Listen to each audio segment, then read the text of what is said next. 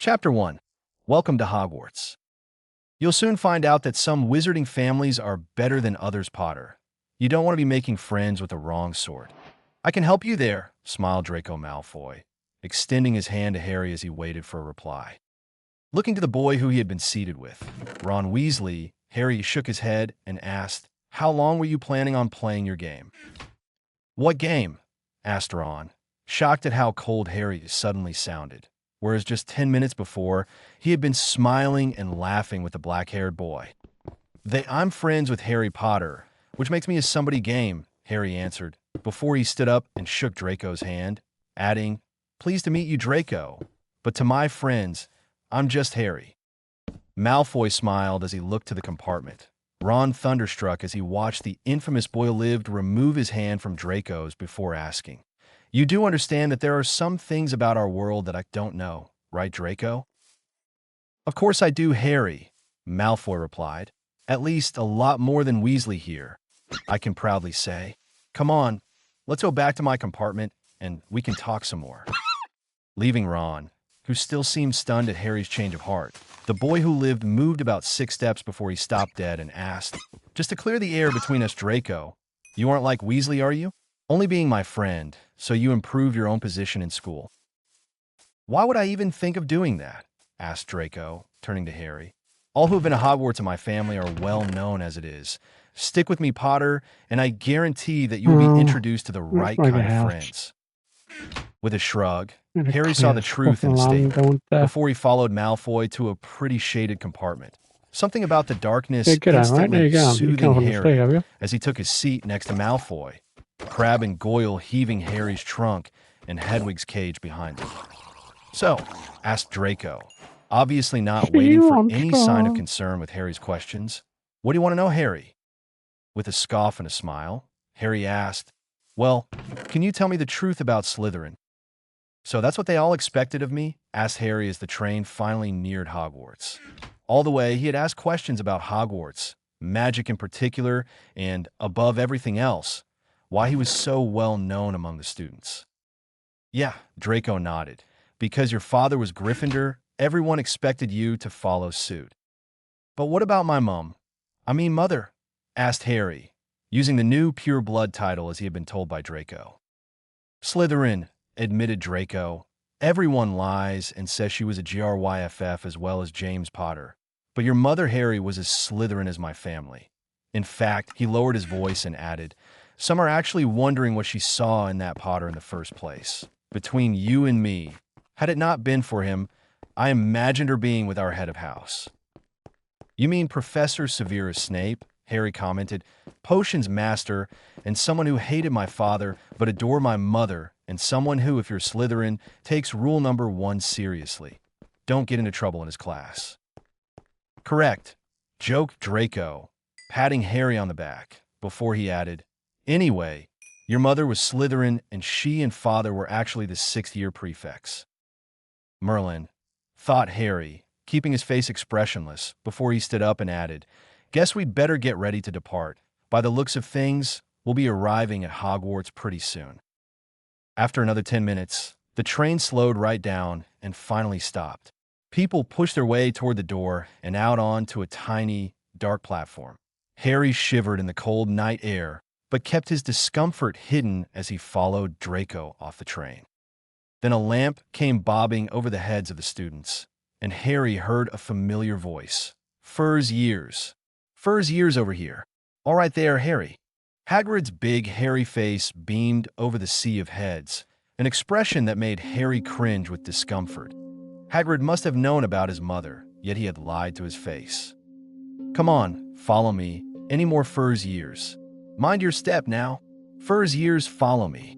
Slipping and stumbling, they followed Hagrid down what seemed to be a steep, narrow path.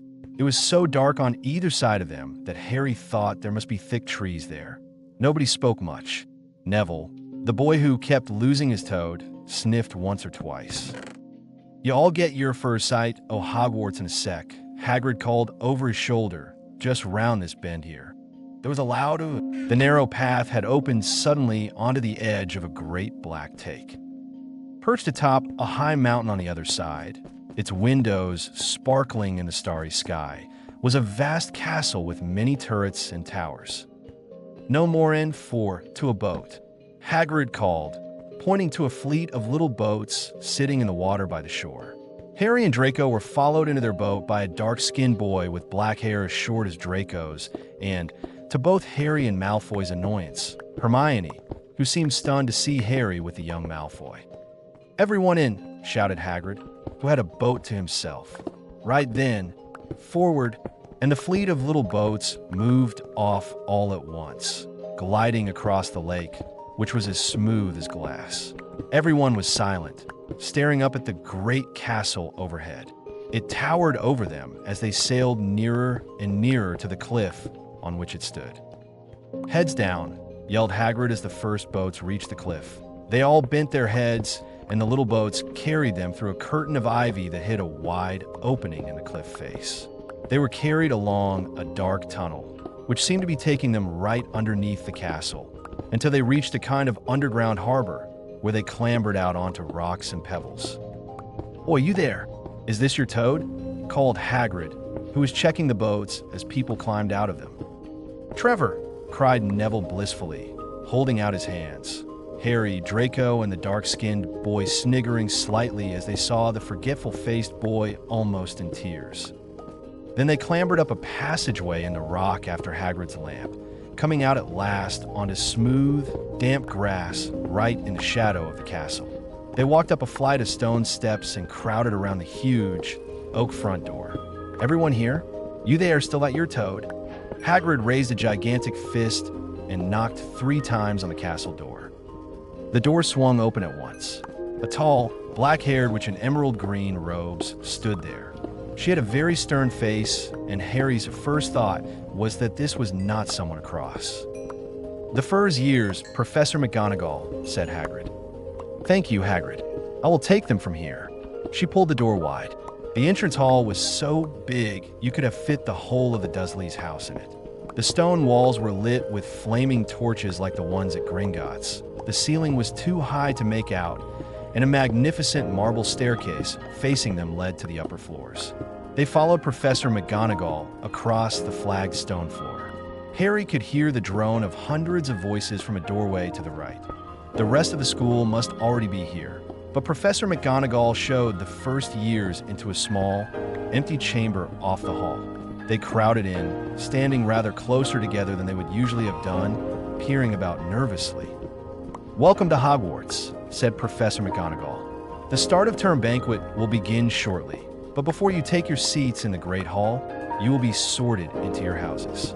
The sorting is a very important ceremony because, while you are here, your house will be something like your family within Hogwarts.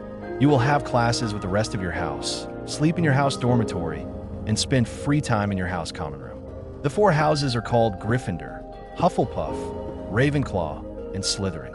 Each house has its own noble history, and each has produced outstanding witches and wizards.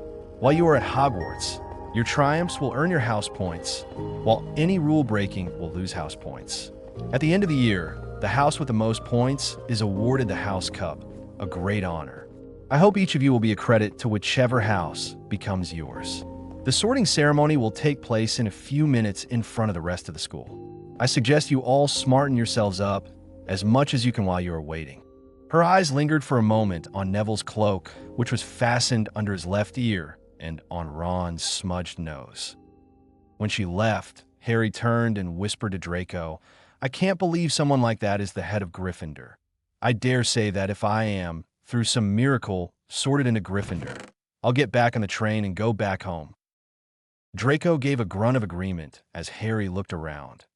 Apart from his mild conversation with Malfoy, Harry noticed that no one was talking much except Hermione Granger, who was whispering very fast about all the spells she'd learned and wondering which one she'd need. Harry tried hard not to listen to her as he knew, without any doubt, that any house she'd be in would go mental within a month. This cold thought made him chuckle to himself, which caused Draco to ask, "Something amusing?" "Yes," Harry sighed, then nodded to Hermione, who seemed to be chewing the ear off of a pale-faced boy. "Granger, who in Slytherin's name does she think she's kidding?" What do you mean? Asked Draco. She's talking about spells and what she'd have to do to impress the professors. A definite muggle-born if I ever saw one. Draco nodded before he leaned in close to Harry and whispered, "We have another name for their kind, Harry, but if anyone heard you say it, you'd have to be able to back it up." He mumbled a word in an almost inaudible tone, but it was clear enough for Harry to shiver with excitement as he looked up, noticing Professor McGonagall returning. The sorting ceremony is about to start. Professor McGonagall had returned. One by one, the ghosts floated away through the opposite wall. Now, from a line, Professor McGonagall told the first years, "And follow me." Despite the change in attitude, as well as the lengthy discussion with Draco, Harry still felt as though his legs had turned to lead, his heart racing as he got in a line behind a boy with sandy hair, with Ron behind him and Draco behind Ron. Something that made Harry feel slightly more comforted, and they walked out of the chamber, back across the hall, and through a pair of double doors into the Great Hall. Harry had never even imagined such a strange and splendid place. It was lit by thousands and thousands of candles that were floating in midair over 4 long tables, where the rest of the students were sitting. These tables were laid with glittering golden plates and goblets. At the top of the hall was another long table where the teachers were sitting. Professor McGonagall led the first years up here so that they came to a halt in a line facing the other students with the teachers behind them. The hundreds of faces staring at them looked like pale lanterns in the flickering candlelight. Dotted here and there among the students, what appeared to be ghosts shone misty silver. Mainly to avoid all the staring eyes, Harry looked upward and saw a velvety black ceiling dotted with stars. He heard Hermione whisper, "It's bewitched to look like the sky outside. I read about it in Hogwarts, a history." 2 points for the annoying one, thought Harry sarcastically as he looked down again, noticing a battered-looking hat before the assembled students. But as he waited for Professor McGonagall to, as he was thinking, get on with it, the rim of the hat opened like a mouth, and as the first years watched, the hat began to sing. "Oh, you may not think I'm pretty, but don't judge on what you see. I'll eat myself if you can find a smarter hat than me.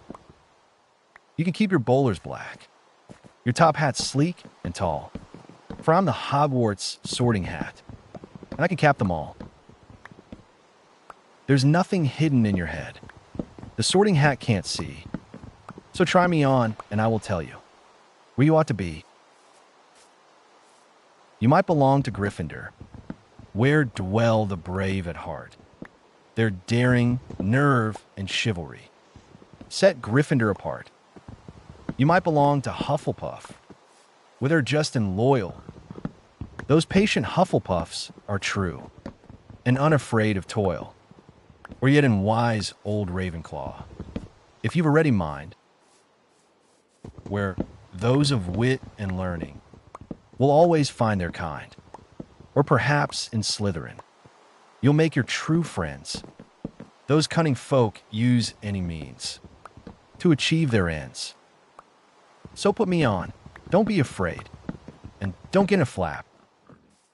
You're in safe hands, though I have none. For I'm a thinking cap." When the hat finished its song, Harry watched and waited as Professor McGonagall called out several names, before there was a range of long and short pauses before the hat would announce either Gryffindor, Ravenclaw, Hufflepuff, or Slytherin. When Draco's name was called, Harry's attention was finally returned to the sorting.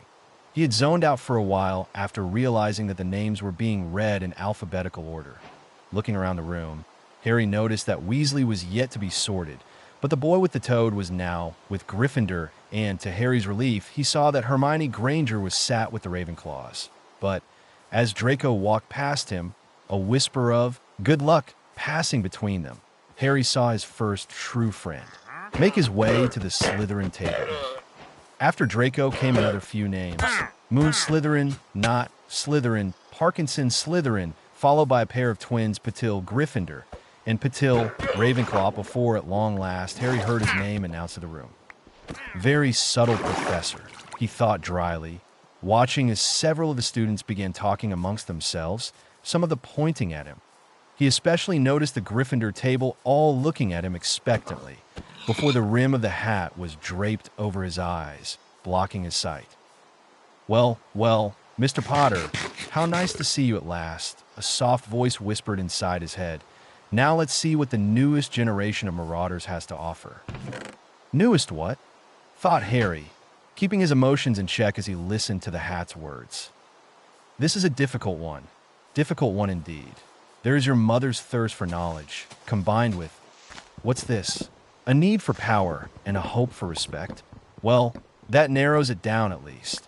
Hufflepuff is out of the question, and your hunger for power removes Ravenclaw, which leaves either the serpent's nest or the lion's den." "Can you hear me?" Harry echoed the thought in his head as he gripped the rim. "I can indeed, Mr. Potter," the voice of the hat replied. "Then hear this. You even think of putting me with weaklings like Weasley, and you will regret it. I know my mother was a Slytherin, and I am asking you, no begging you to let me follow her." "I see." The hat seemed almost amused by his request. "Slytherin, you say? Well, you could be great, you know. You have powers the likes of which you are yet to discover. Slytherin can help you on the way to greatness. There is no doubt about that. Are you sure of this, Mr. Potter?" "I am." Harry's thoughts seemed to emanate in a sibilant hiss as he added, "You know I am. You can see my thoughts." "Very well, Mr. Potter. I hope you enjoy your life in Slytherin." Only the Slytherin table cheered as Harry took the hat off his head and went over to where Draco was sitting, the young Malfoy not surprised, more amused as Harry then noticed the Gryffindors looking at him with a sense of betrayal. Harry even hearing one of the Gryffindors whispering traitor as he passed them. Taking a seat with Draco, Harry kept his eyes before him as he listened to the last few students being sorted, his attention distracted when Draco nudged him and whispered, "In case I didn't say it earlier, Harry, welcome to Hogwarts." "Thanks, Draco," Harry replied, his tone almost bored as he then smiled and exclaimed, "Things are going to get interesting. Slytherin." Only the Slytherin table cheered as Harry took the hat off his head and went over to where Draco was sitting, the young Malfoy not surprised, more amused as Harry then noticed the Gryffindors looking at him with a sense of betrayal. Harry even hearing one of the Gryffindors whispering traitor as he passed them. Taking a seat with Draco, Harry kept his eyes before him as he listened to the last few students being sorted, his attention distracted when Draco nudged him and whispered, "In case I didn't say it earlier, Harry, welcome to Hogwarts." "Thanks, Draco," Harry replied, his tone almost bored as he then smiled and exclaimed, "Things are going to get interesting." Chapter 2. Home Truths. When the last name of the sorting, the dark-skinned boy who had joined Harry and Draco, Blaise Zabini, was sorted in a Slytherin, Harry noticed Professor Dumbledore standing and looking to the array of students, his blue eyes twinkling. "Welcome, then, to all our new students, and before we become distracted by our sumptuous feast, I have a few start-of-term notices to give out. The first years should note that the Forbidden Forest is out of bounds to all students, although I recommend some of older students remembering that," he added, and Harry snorted as he caught the old man looking to the Gryffindors before he continued.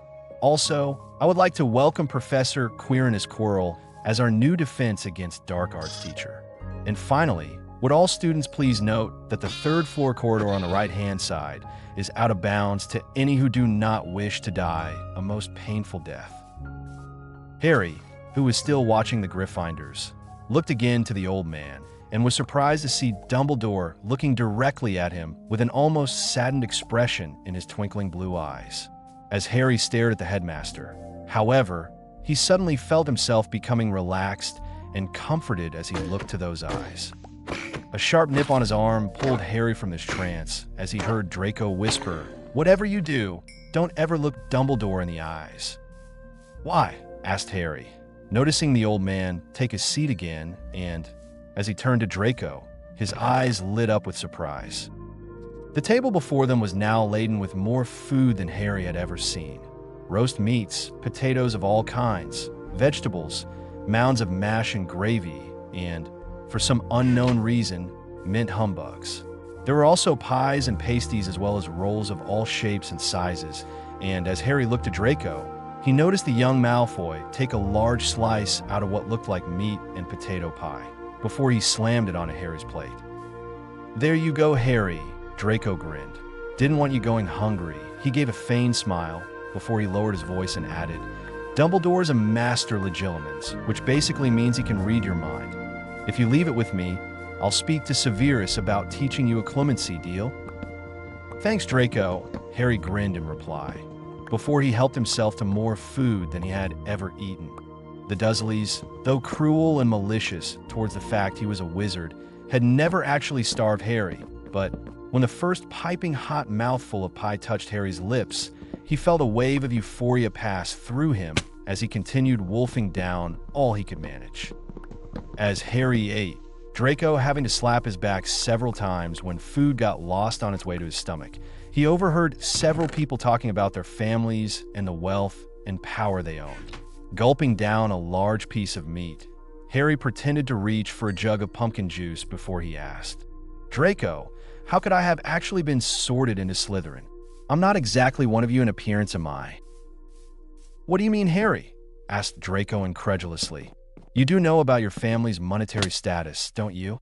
His surprise turned into purebred shock and rage as Harry seemed more clueless than Longbottom. "Merlin," Draco hissed.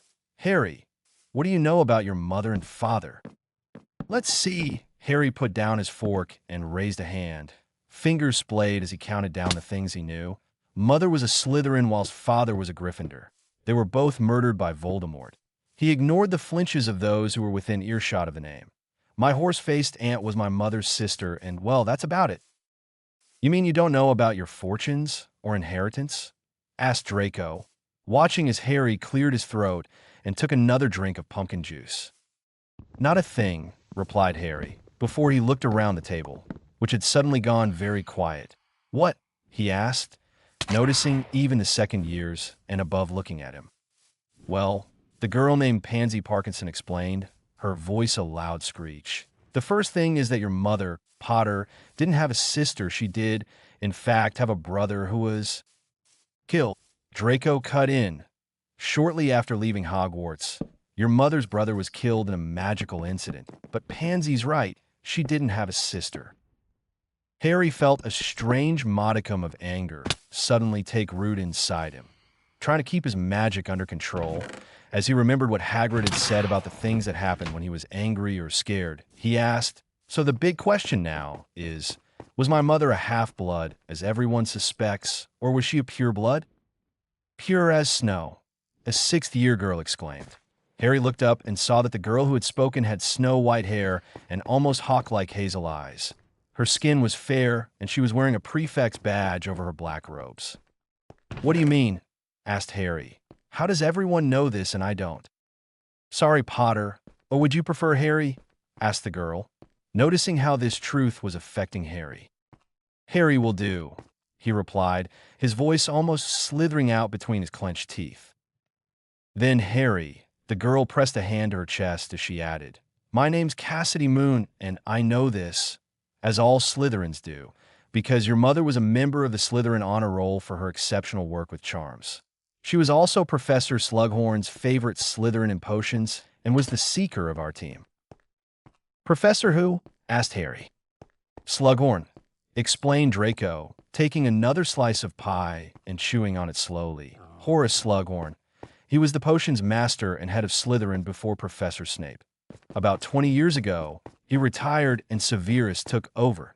Some even said he'd gone mad." "Can you blame him?" asked Cassidy. Her hazel eyes narrowed. "I mean, the students in Slytherin back then were different to us, especially Riddle." Before Harry could ask about this new name, however, he felt a strange prickling on the back of his neck, like he was being watched. Looking behind him, Harry noticed Professor Quirrell had his back turned to Harry and was talking to a hook-nosed, sallow-skinned professor with hair that was as black as night and almost greasy in appearance. It was then that it happened. The hook-nosed professor looked past Quirrell, and Harry noticed a pair of dark eyes that made him think of long, cold tunnels. Yet as he stared into those eyes, Harry clutched his scar and winced as pain shot through it, the teacher almost looking with curiosity at Harry. "Something wrong?" asked Draco, noticing Harry's discomfort. Nothing, lied Harry. Who's that teacher talking to Quirrell? Oh, that's Snape himself, Draco explained, giving a curt nod to the greasy-haired professor. May look frightening, but being a Slytherin has its perks when it comes to him. Harry shivered with a strange sensation as he turned back to the table and, for the second time that day, widened his eyes in surprise. Whilst he had been busy watching Snape and Quirrell, the meals had vanished and been replaced with an array of desserts, from strawberry tarts and trifle to strange pies and cakes the likes of, which Harry had never seen. Feeling slightly full from his main course, Harry slowly picked at most of the sweets before him as he asked, "So, what were we talking about?" "Your mother," Cassidy answered. "She was a pure-blood Harry. No one really knows what family, but whoever they were pure, and for some unknown reason, your mother was adopted by a Muggle family and given the name Evans. So, and this is going to sound stupid, but does that make me a pure blood?" "Yes," explained Draco, "the son of two wizarding parents, both of whom were pure bloods in their own line, which means that your financial status is almost equal, if not greater than even my family." "Merlin," gasped Harry as he continued the conversations with his new dorm mates. After the feast was finally finished, Albus Dumbledore led the school through a rather long and tedious song, which Harry and most of the Slytherins joined in on, before Cassidy led the new first years away from the Great Hall and down through the corridors of Hogwarts to the dungeons. Once again, as soon as he steeped into the lethargic environment of the dungeon, Harry felt a strange sense of comfort as well as a sense of familiarity. It was almost as if he could feel his mother wandering the same path and going in the same direction.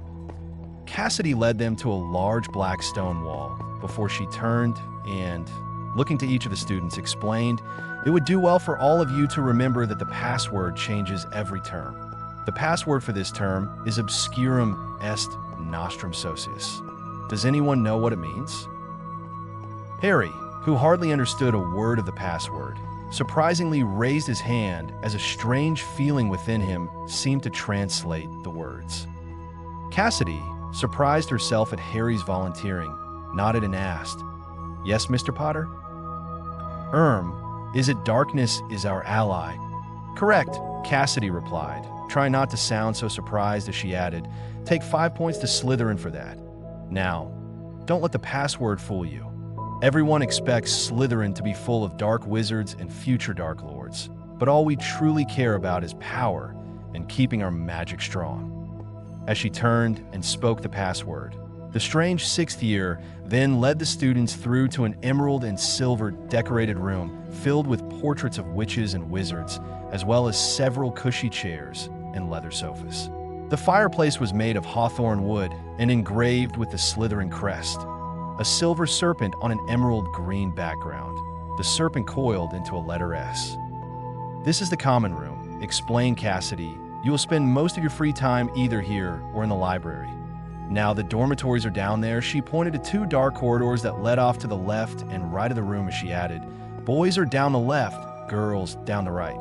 They are arranged in sets of 3. So, just to give an example, Potter, Nott, and Malfoy will be in one, whilst Zabini, Crabbe, and Goyle will be in another.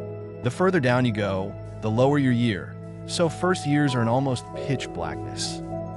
"Doesn't mind me," Harry thought, remembering his cupboard under the stairs, a part of him wondering if the Dursleys had moved him back into it yet.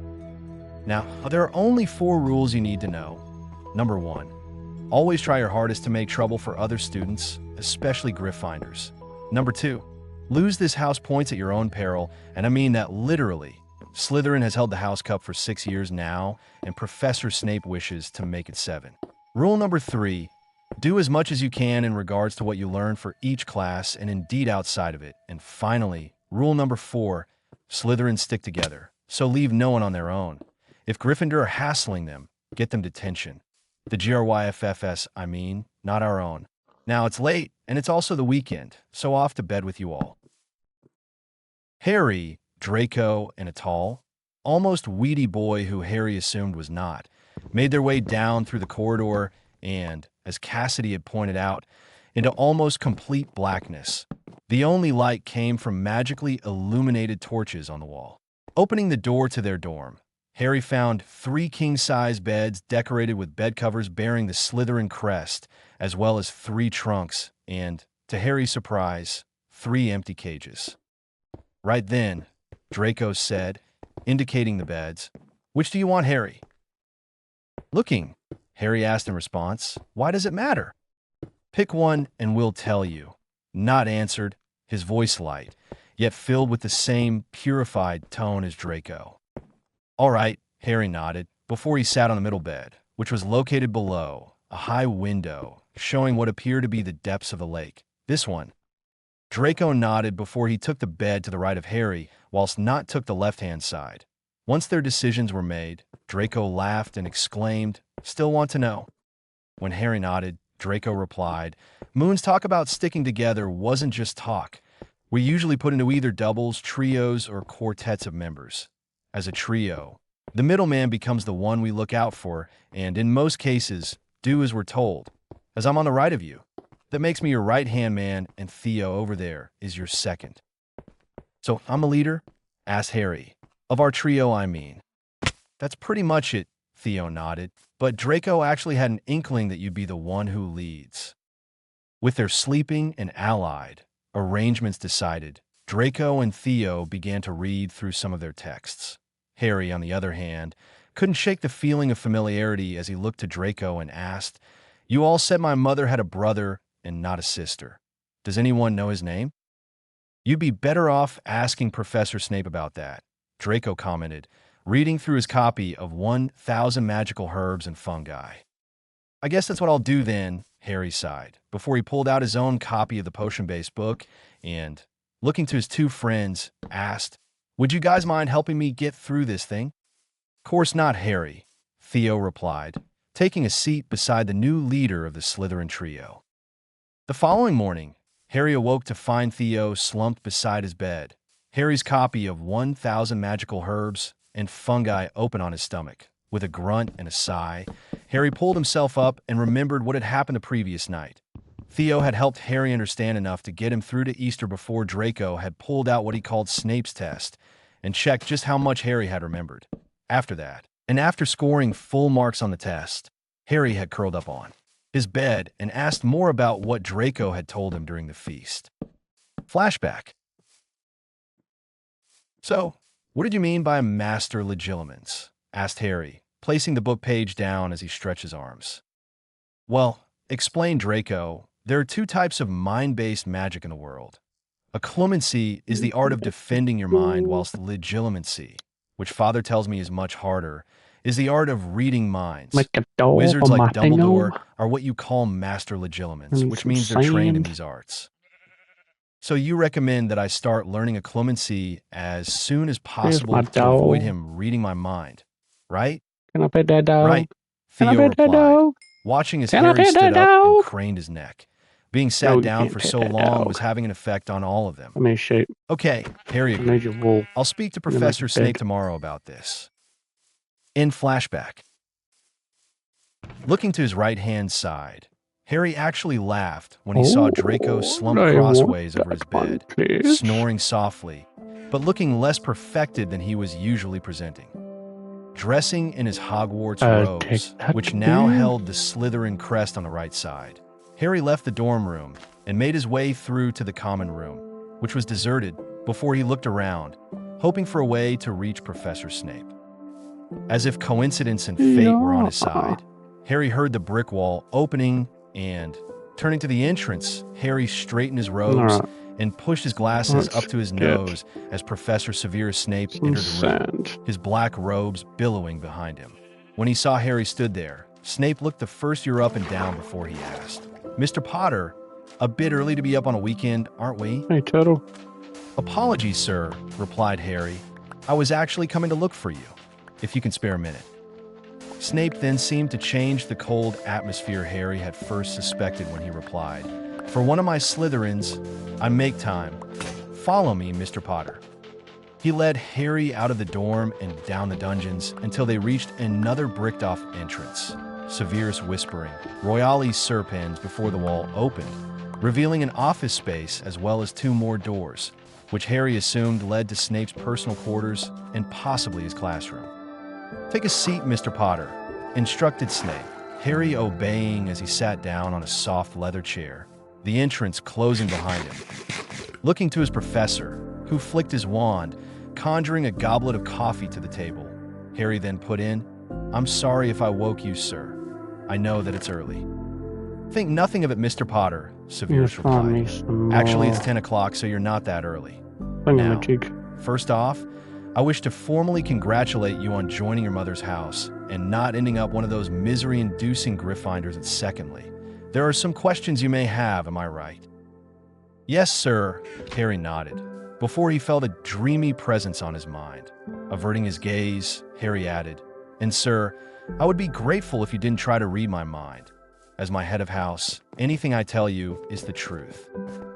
Snape pulled out of his trance as he looked at the young Slytherin in shock. How did he know?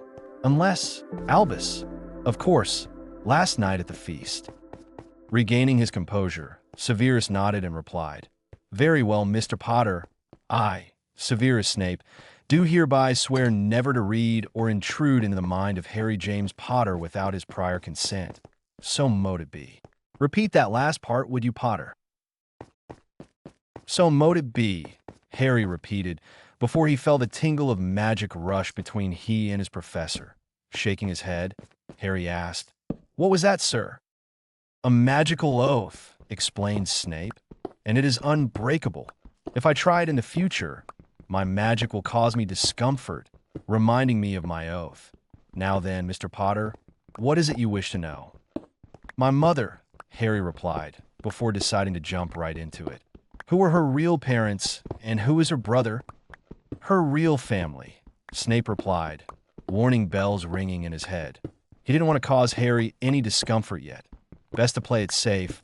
"Were pure-blood wizards who were killed shortly after your mother and her brother were born.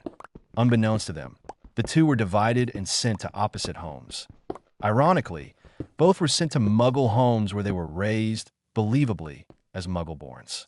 Your mother became christened as Lily Alexandra Evans, but no one knows what became of her brother." "Please don't "Somebody drop me does," into your Harry fucking explained. "They say he was here, your and fire." it seems strange that all of Slytherin know of him if my mother didn't." "Au contraire, Mr. Potter," Snape continued. "They actually met in their 5th year. However, your mother was terrified of her brother, as he had become something she didn't like. Your mother, bless her, was a light-hearted witch who, sad to say, fell in with the wrong crowd, that being your father, James Potter. Her brother, on the other hand, was what some believe is the typical Slytherin, dark, cruel, and almost full of a thirst for power." "What was his name?" asked Harry, eager to learn more. "I won't tell anyone, sir, and besides, he's dead, right?" "Yes," Snape replied, adding a thought. Thank Merlin for improvisation, but Harry would never understand. Looking to his student, he explained, "His name was Thomas, and he was one of the greatest Slytherins I ever knew. Your mother lost contact with him. She confessed all to me in our 6th year, and not long after that, Thomas died. When Lily died, and you survived Harry, I will admit that I was scared and at the same time, concerned for you."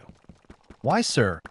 "Because," Snape seemed to straighten as he added, "Lily named me your godfather, and, shortly before that ill-fated night, also made me your legal guardian. So why in Slytherin's name was I put with those accursed Dursleys?" snapped Harry. "Why was I forced to be treated like a bloody house elf and kept in the dark about my magic?" "Mr. Potter, please watch your tone," Snape retorted. "Godfather or not, I am still a teacher and your head of house, but to answer your question, I was told that it was for the best, but after what you just said, I will do all in my power to take you away from there, if it's what you want." "Yes, sir," Harry replied, his hands clenched. "I'm sorry I lost my temper like that." Then, to Harry's great surprise, Severus started laughing. "Just like Lily," he chuckled. "Quite the temper and quite the heart. Very well, mister. Harry, I will see some close friends of mine, and you'll be out of there by Christmas. I have to admit, it would be nice to speak with my godson after so long. Which reminds me," he reached under his desk and produced what looked like a small black box with a Slytherin crest on its base. "What's this, Professor?" asked Harry, eyeing the box with interest. "First off," Snape replied, "in private, call me Sev or Severus in second. This is something your mother gave to me to help you. Open it." Harry did so, and his eyes filled with tears as he looked upon a solid silver pendant shaped like a serpentine dragon. Twin rubies in the dragon's eyes, and its body lined with twin sapphires, diamonds, and emeralds. Handing it to Harry, Severus placed the pendant around Harry's neck and watched as the young Slytherin held the dragon in his hand. "It's beautiful," he whispered. "Why me?" "Your mother fashioned it for you," explained Snape, eyeing the pendant with softer eyes than normal. "You see, Harry, most wizarding children are born as what we call elementals, but when Lily found that you were an elemental and tested you, she was surprised to find that you were actually a multi-mental, someone who commands more than one element. In your case, all 4 base elementals: earth, wind, fire, and water." "Me?" thought Harry, fingering the silver pendant. "An elemental?" He then watched as Severus pulled out what looked like a letter addressed to him.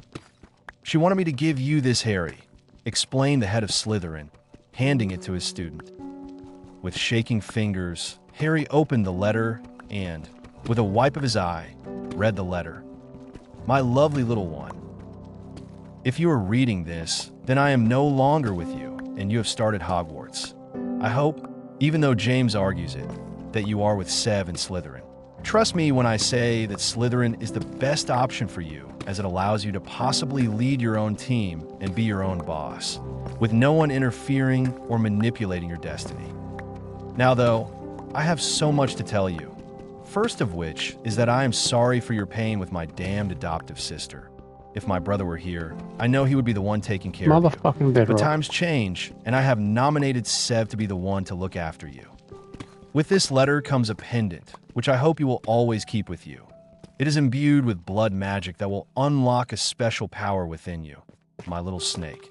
The power of a multi-mental, one who, in your case, commands the elemental forces of air, earth, fire, and water. If you want to begin your training, then speak the following words and your power will be unlocked. There will be other powers that reveal themselves to you. But for now, trust Sev and, first chance you get, tell him that I want you out of my sister's house and with him as we originally wanted. I just wish that I was there to see my little boy become a man. I love you so much, Harry. Always with you. Mum." The password to activate the pendant is: "Powers of the serpents rise, course unseen across the skies. Come to me from far and near. Come to me and settle here." Harry looked to Snape before he wiped his eye again and asked, "What do I do, Sev?" "Whatever you want to, Harry," Snape replied, watching as Harry placed the letter back on the desk. "But whatever your choice, I will be here to help you, as I always wanted to. Trust me." "I do," Harry nodded, and Mum did so. He took a deep breath before he placed his hand upon the pendant and spoke with an almost hissing tone. "Power of the serpents rise, course unseen across the skies. Come to me from far and near. Come to me and settle here." A bright white flash suddenly lit up the room, and, as Harry watched, he felt a strange pulse of energy and magic coursing through his body, before he felt something stabbing at his mind, barging against it like a battering ram. Before, with an almighty burst of magic, Harry felt his mind open with magic and information he'd never known before. "Severus," he gasped, I feel stronger." "As you should," Snape smiled, his eyes on Harry. "That spell also unlocked your barriers, which I had feared were placed. Now, you are as powerful as a normal 11-year-old pureblood. So, is there anything else, Harry?" "Yes," Harry suddenly added, remembering Draco's words. "Is there anything you can do that will help teach me occlumency?" "Yes," Severus replied. "But for now, keep that pendant on. It has several protection charms, one of which protects your mind, okay?" "Yes, Sev," Harry replied before he left the office, leaving Severus to watch as Harry returned to the common room, laughing when he still found the common room empty. Severus Snape heaved a sigh of relief as he watched the door to his office close. Standing and returning to his quarters, the potions master looked to a picture near his personal bed. A picture of a girl with fiery red hair and a 6-month-old baby with sparkling emerald eyes. I couldn't tell him, Lily, Severus sighed, as you wanted me not to, but he will find out someday. One day, Thomas will meet the boy you loved. He heaved a sigh as he added, one day soon, Harry Potter will meet the brother you feared. He will meet his uncle. Harry looked at Snape before he wiped his eye again and asked, what do I do, Sev? Whatever you want to, Harry, Snape replied, watching as Harry placed the letter back on the desk. But whatever your choice, I will be here to help you, as I always wanted to. Trust me. I do, Harry nodded, and Mum did so. He took a deep breath before he placed his hand upon the pendant and spoke with an almost hissing tone. Power of the serpent's rise, course unseen across the skies. Come to me from far and near. Come to me and settle here. A bright white flash suddenly lit up the room, and, as Harry watched, he felt a strange pulse of energy and magic coursing through his body, before he felt something stabbing at his mind, barging against it like a battering ram. Before, with an almighty burst of magic, Harry felt his mind open with magic and information he'd never known before. Severus, he gasped, I feel stronger. As you should, Snape smiled, his eyes on Harry. That spell also unlocked your barriers, which I had feared were placed. Now, you are as powerful as a normal 11-year-old pureblood. So, is there anything else, Harry? Yes, Harry suddenly added, remembering Draco's words. Is there anything you can do that will help teach me a clemency? Yes, Severus replied. But for now, keep that pendant on. It has several protection charms, one of which protects your mind, okay? Yes, Sev, Harry replied before he left the office, leaving Severus to watch as Harry returned to the common room, laughing when he still found the common room empty. Chapter 3, First Week. After his meeting with Professor Snape, Harry made a few mental notes to look in the library for any information about the elements, as well as speaking to Draco about discovering these other powers, as the letter had mentioned. It was another hour and a half before the common room was filled with students. Harry, Draco, and Theo discussing the pendant as the young Slytherin looked over to where Professor Snape, who had returned not 45 minutes later, was in discussion with Cassidy Moon. So, this was a gift from your mother? Asked Theo. And it's unlocked your hidden magic? When Harry nodded, he gave a low sigh before adding, a multi-mental is powerful, but if your mother spoke the truth, then that's just the tip of the iceberg. What are you going to do about Professor Snape's offer of guardianship? I have already told him to sort it out, Harry explained, fingering the dragon pendant, his fingers running over the smooth crystals in the scales and eyes. Apparently, he'll have it sorted by Christmas thanks to some close friends. He means father, Draco blurted out, making Harry look at him incredulously. He's a member of the ministry and also one of the school governors. Father has the minister's ear, so he'll be able to sort it out.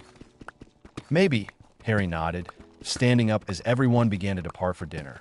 But what about the person who told Sev that my being with the Dursleys was for the best? I mean, who is he anyway? Want to make a guess? Theo asked, looking to Harry. When the young Slytherin nodded, not replied, Dumbledore. I mean, did you see his face last night? It looked like someone had told him he was getting the sack. I hope he does, thought Harry, especially if Theo is telling the truth.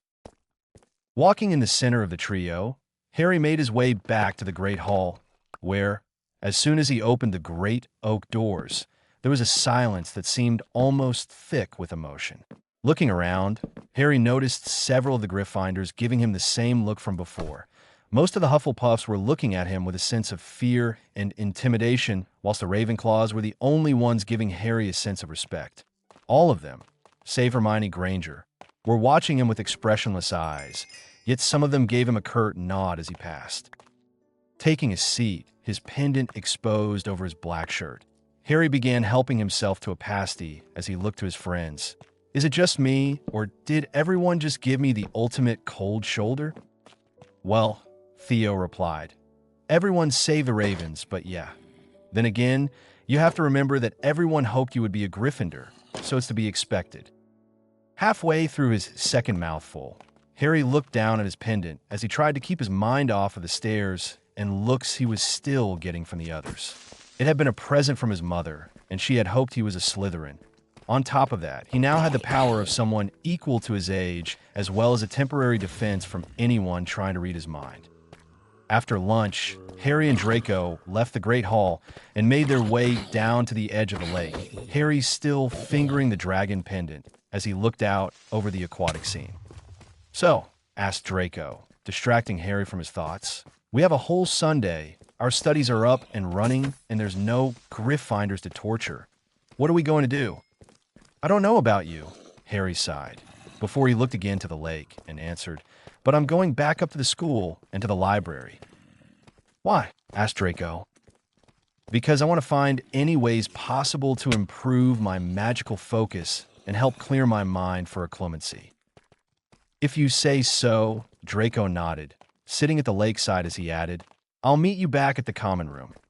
The school library was located on the second floor, and when Harry entered to find a deathly silence, his blood ran cold.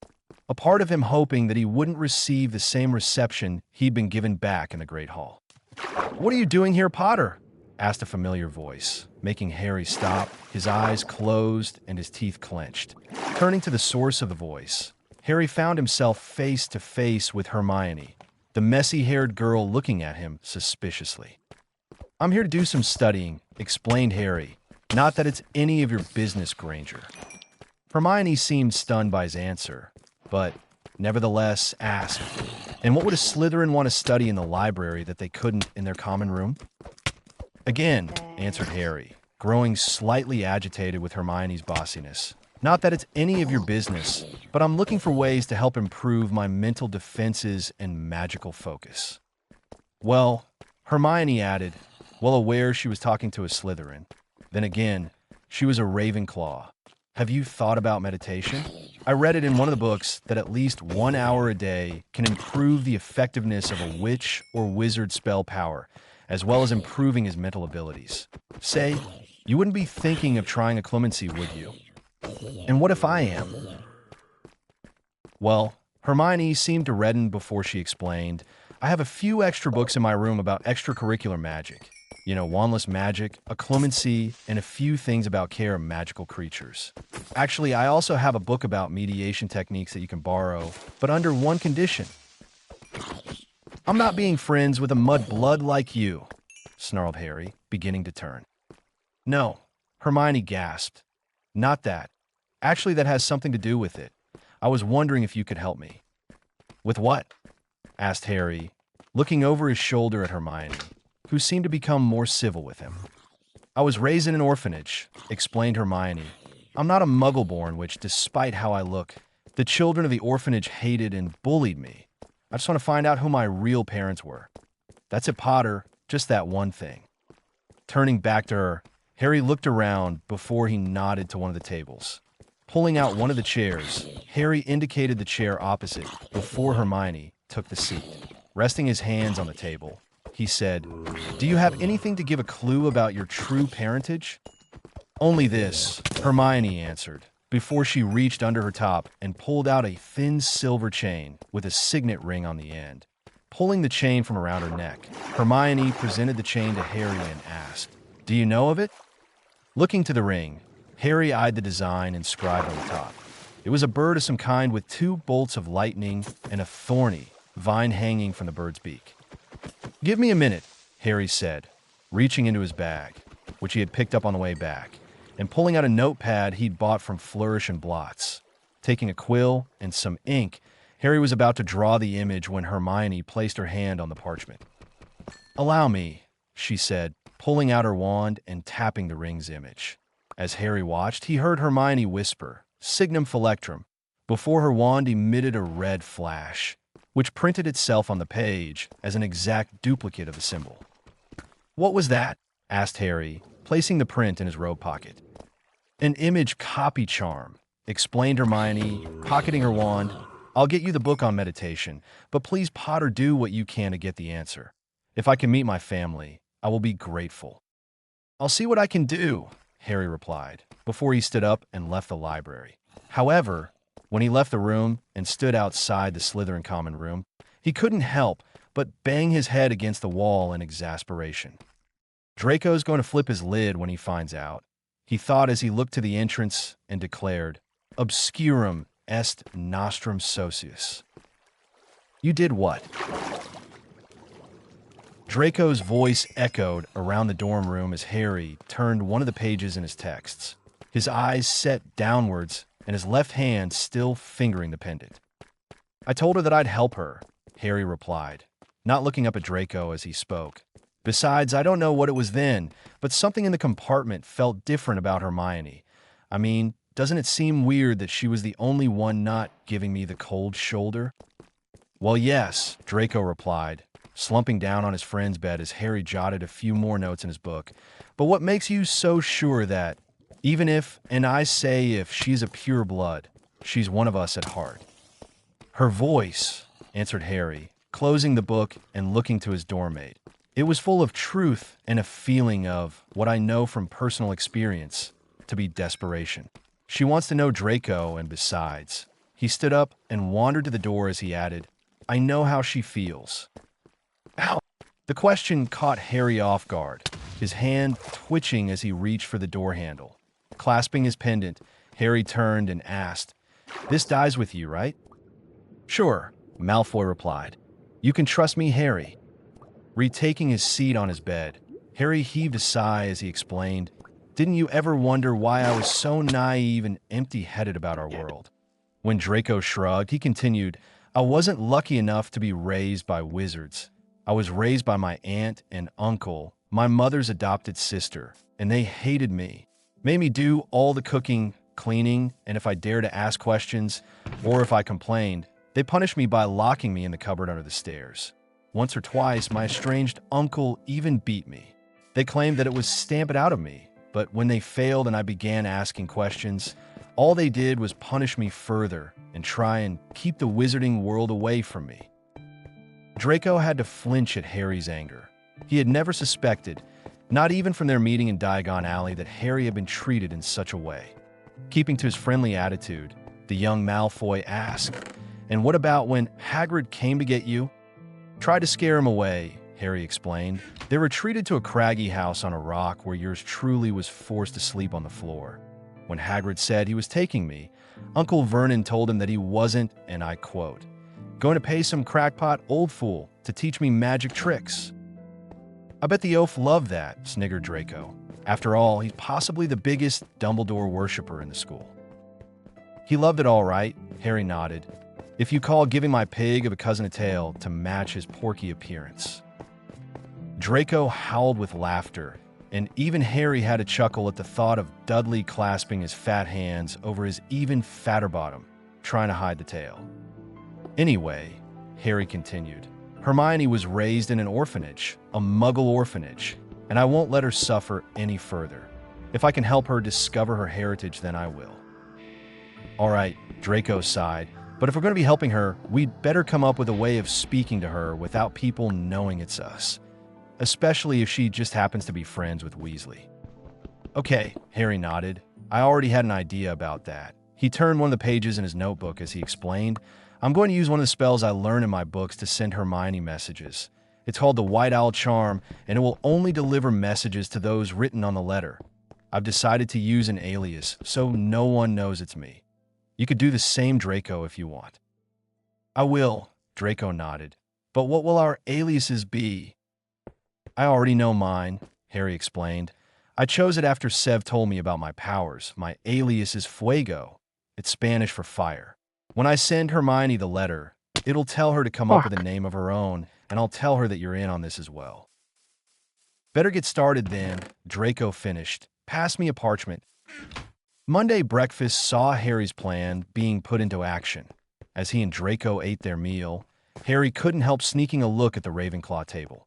The previous evening, after Draco had decided his alias, Harry had gone to Severus' office and shown him the symbol. Explaining the situation, Harry had asked if his godfather could look into it. When Snape had replied in the positive, He went on to add that if he needed to speak with Harry, then he would use the alias of Fuego and Snape would be known as Night. Now, as Harry watched the morning mail being delivered, he saw a white and brown feathered owl fly to Hermione, its wings glistening with light as it dropped a letter into her lap. Showtime, thought Harry, looking back at his breakfast. When Hermione noticed the strange-looking owl deliver a letter to her, she could tell almost instantly who had sent it. She had read all about interpersonal spells and knew this to be a white owl spell. Looking at the letter in her lap, Hermione opened it and gasped at what she read. Hermione.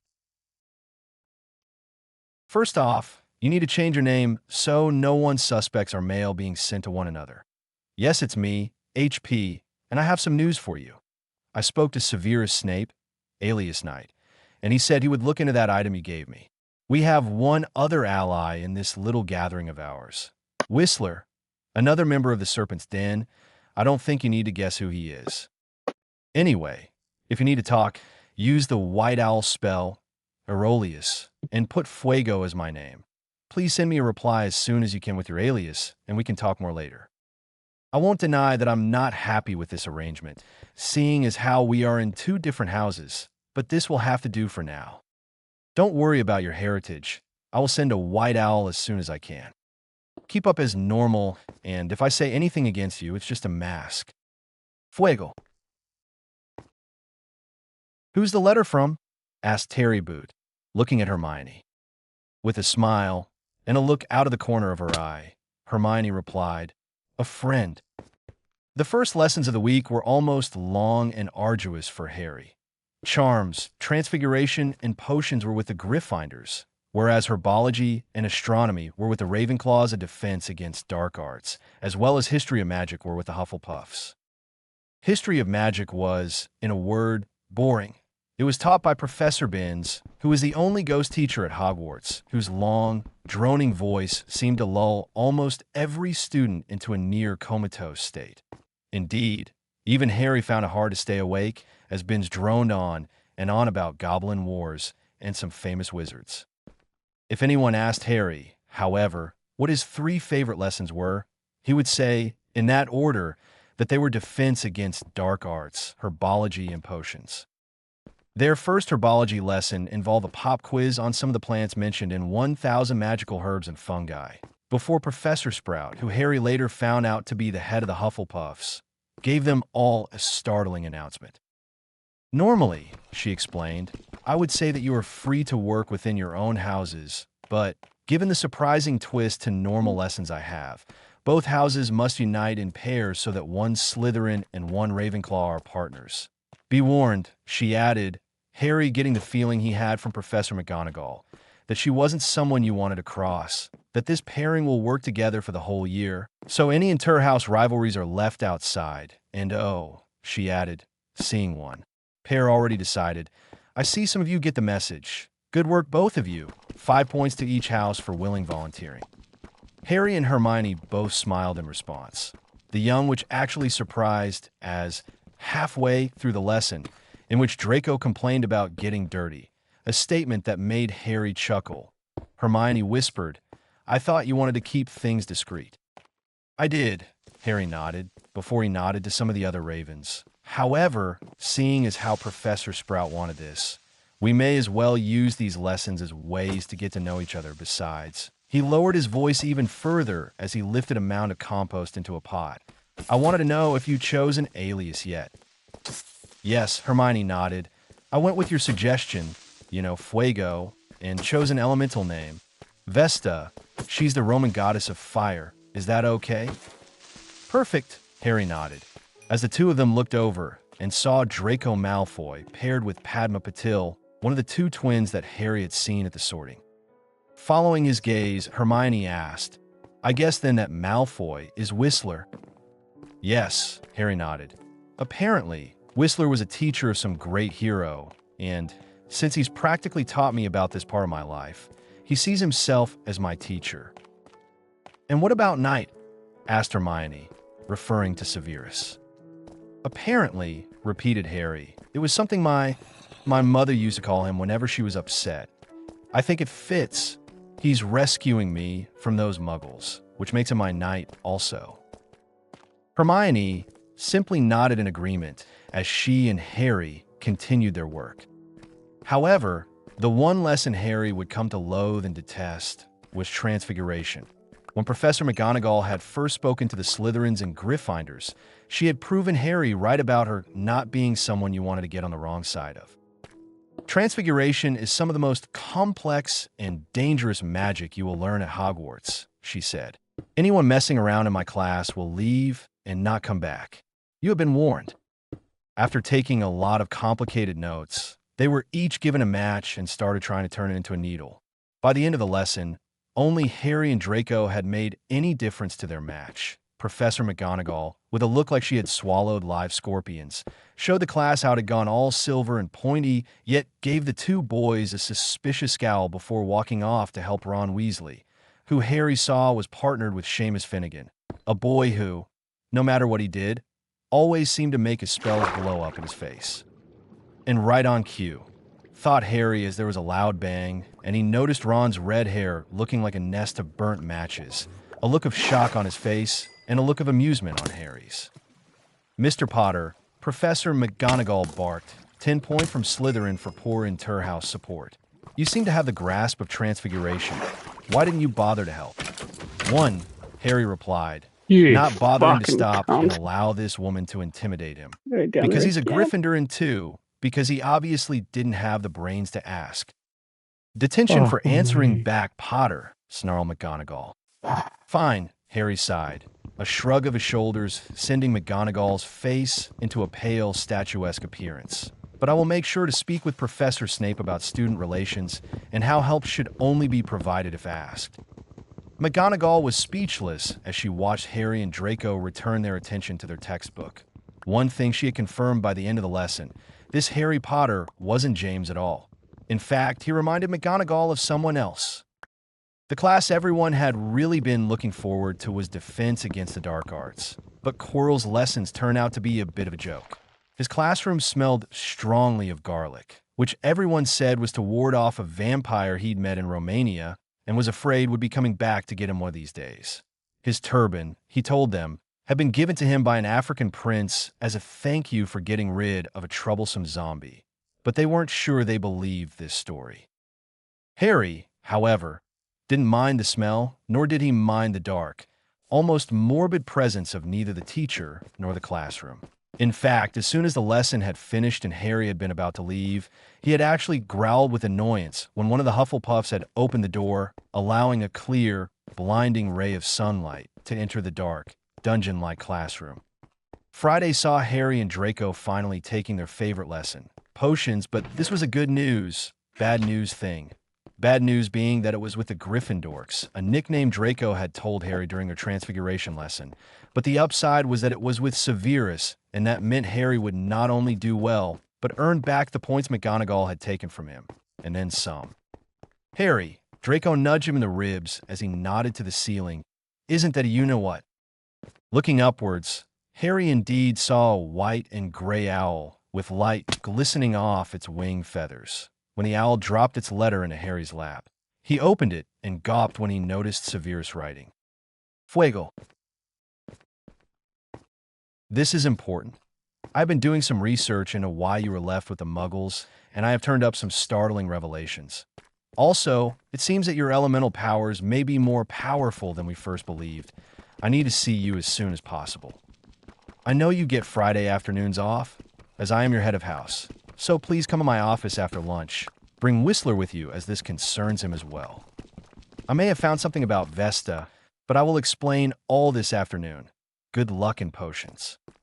Night. Looks like Knight wants a word with us, explained Harry. But for now, we'd best be off. Potions is one of the lessons I don't want to be late for. Potions was located in one of the dungeon rooms. And when Harry and Draco waited outside, most of the Slytherins joining them shortly afterwards, Harry once again felt the comforts of darkness surround him, and, looking to his pocket, where Knight's letter was stowed away, a thought touched the mind of the young Slytherin. I wonder if my elemental powers have something to do with my comforts in darkness.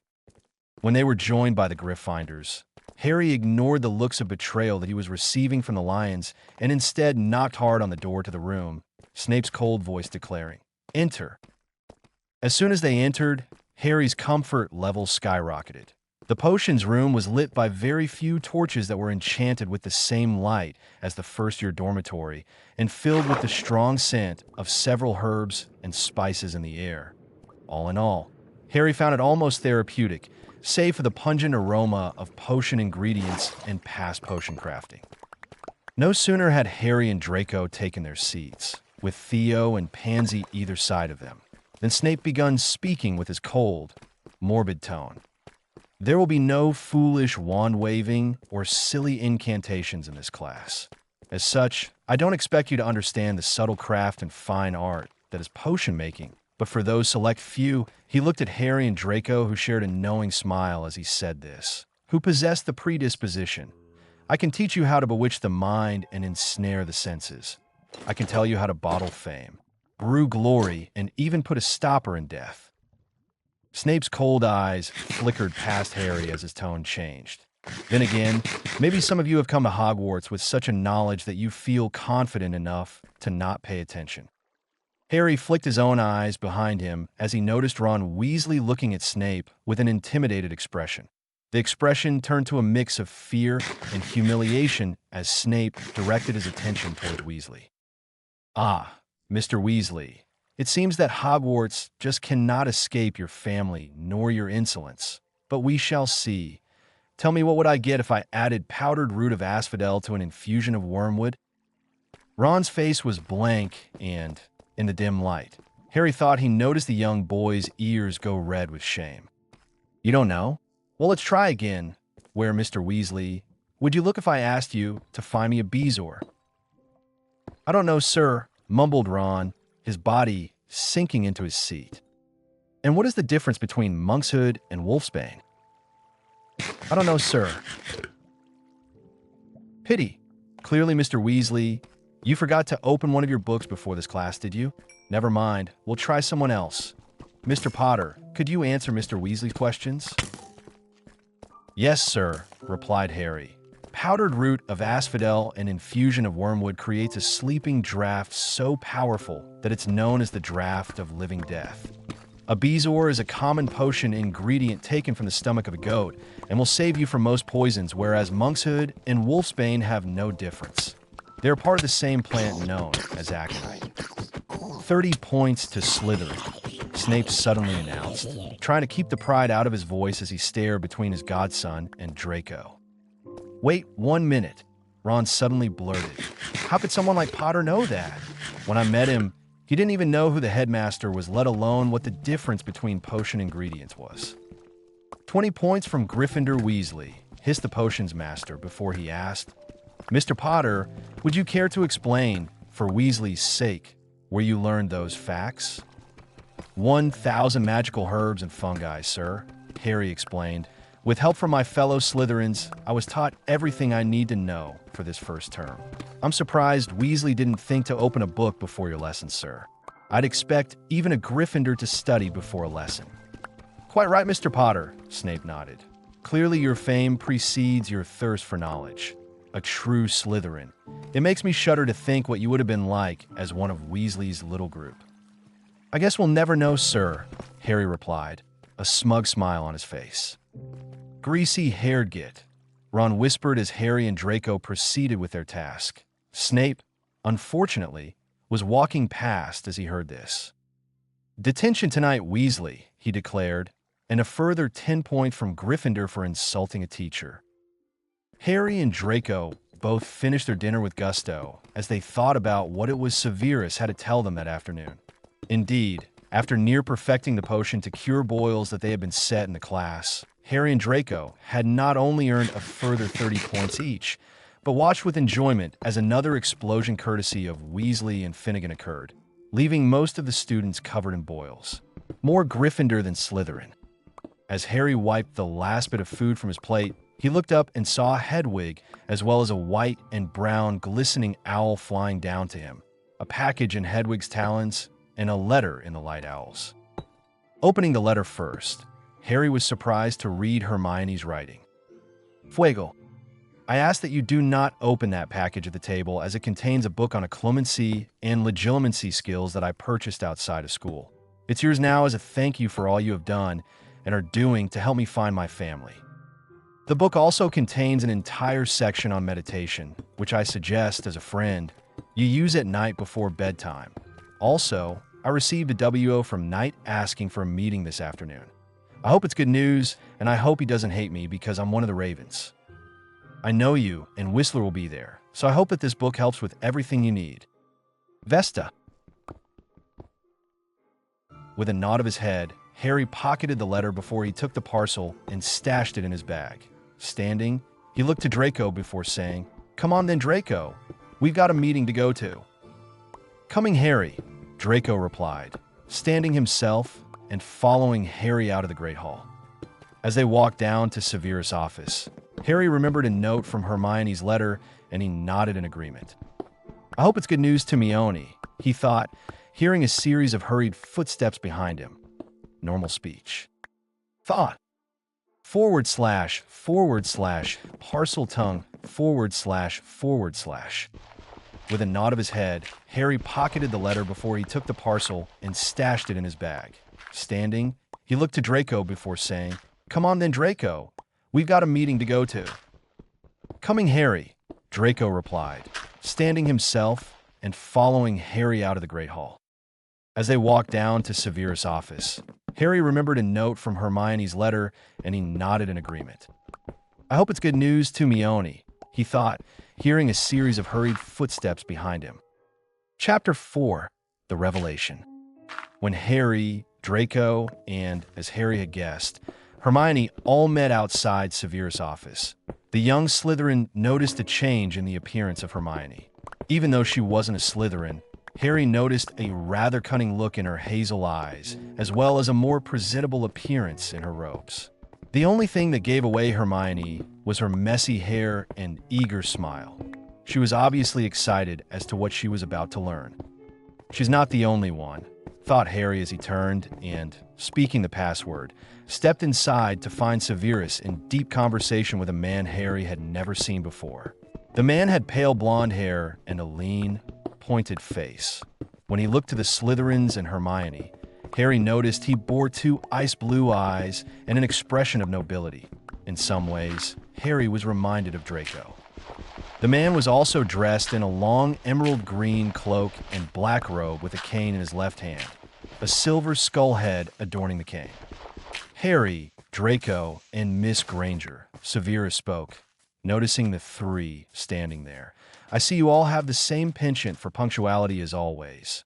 Good work. Now, with the exception of Draco, I would like to introduce you all to the head of Hogwarts School Governors, Lord Lucius Malfoy.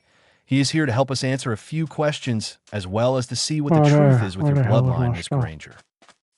And how is that going to happen? Asked Draco, obviously stunned at seeing his relative here. With all due respect, Father, Harry gawped when he said that.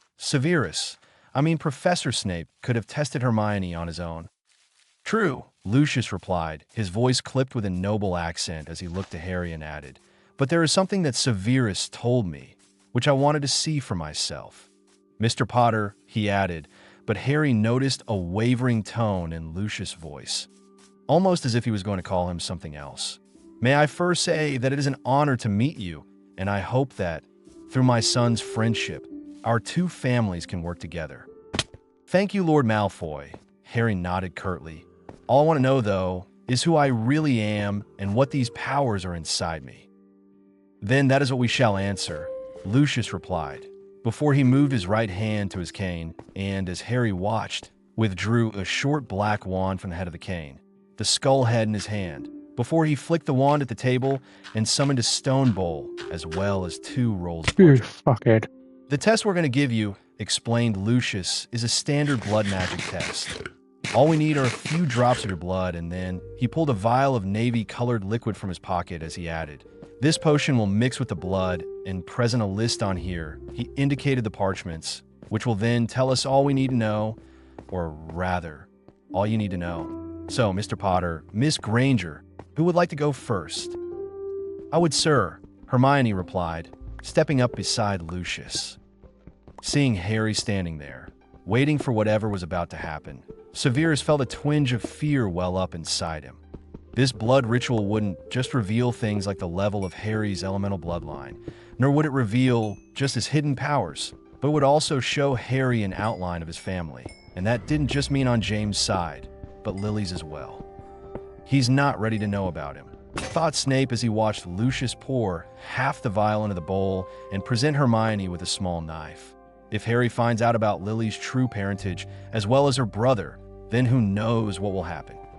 As he let these fears whirl around inside his mind, Severus watched as Hermione pricked her index finger and allowed a few drops of blood to fall into the dark blue potion. There was a moment's silence before a flash of emerald green light filled the room, and as Harry, Draco, and Hermione watched, words began to appear on the first parchment. Hermione Jean Granger, born Gabrielle Deanna Lestrange. Mother, Bellatrix Lestrange, incarcerated. Father, Rodolphus Lestrange, deceased. Bloodline, pure, legal guardian. Lucius Abraxas Malfoy, uncle. Godparents, Lily Alexandra Evans / Severus Orion Snape. Hidden magics, Water Magus, M. Charms Prodigy, H. Metamorphmagus, H. Lestrange, asked Draco incredulously, looking to Hermione or Gabrielle. You my aunt's daughter? Your aunt? Asked Harry. So that would mean that you and Hermione, Gabrielle, are cousins, nodded Lucius. I should have known there was something different about you, my dear. The messy hair and penchant for socializing with Slytherins. Just like Bella. So my real parents are Lestrange, asked Hermione. What happened to them? Your mother was sent to Azkaban, explained Lucius. They say she consorted with. He looked to Harry before adding, with the Dark Lord, but Rodolphus, your father, was killed by the Dark Lord shortly before you were born. You mean you know who? Asked Hermione. Who sent me to the orphanage then? 3 options, Harry explained. Either the Ministry, a group of muggles, or like yours truly, our so-called caring headmaster Albus Dumbledore. The question now, Lucius said, looking to the parchment, is how you wish to be known. As Hermione Granger or Gabrielle Lestrange? Lestrange, gasped Hermione, or Gabrielle as she will now be known. I don't care if my mother and father consorted with the Dark Lord. I won't be someone I'm not. But Lord Malfoy, sir, what's a metamorphmagus? A very rare ability, Lucius explained. And to you, my dear niece, it's Uncle Lucius. A metamorphmagus is someone who can change their physical appearance. Their hair color, eyes, height, facial features, anything. Bella didn't have it, but her own birth family did. The noble and most ancient House of Black. Looking back to her parchment, Gabrielle turned to Harry and, with a small smile, explained, I guess it's your turn, Harry.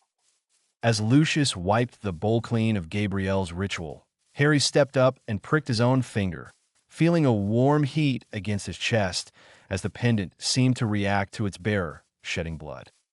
This time, a longer pause was given before another emerald flash of light filled the room and words, which Harry would later have trouble believing, appeared on the page.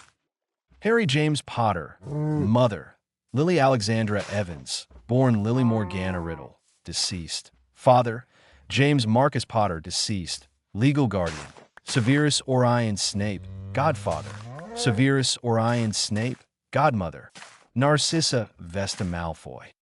Hidden magics, Parseltongue, H. Multimental, M. Shadow Magus, H. Dark Arts Chosen, H. Metamorphmagus, M. Potions Master, M. Severus, looking from the parchment to Harry, gave a shudder as he saw 2 emerald eyes darkening with fear and anger as Harry read the information. Now you know, Harry, he thought, but how much do you remember? So that's the truth? Asked Harry, looking to Lucius. My mother was actually a member of the infamous Riddle family? Yes, Harry, Severus spoke for Lucius as he gently placed a hand on his godson's shoulder before he looked to Gabrielle and added, however, I can't believe that I have not 1, but 2 godchildren. I honestly never knew about you, Gabrielle. That's all right, Professor. The young Lestrange smiled, before she looked back at Harry's parchment and added, "Looks like Harry and I share powers as well. He's a metamorphagus, but by magic, whereas mine is by heritage." Harry looked from his godfather to his, as he thought of her close friend. She was right, they shared an apparently rare power, but as he looked back to the parchment, a question touched his lips. What's a shadow mage? "A powerful dark version of most elemental mages," explained Severus. "Not much is known about them, but apparently they harness a power no elemental or multi-mental has dared to explore, the regions of darkness." Lucius, seeing the now dark look in Harry's eyes, gave a sigh as he explained, "I promise you, Mr. Potter, I will do all in my power to help you discover the secrets about this power. Anything you ever want to know, just ask." "How did my mother's brother die?"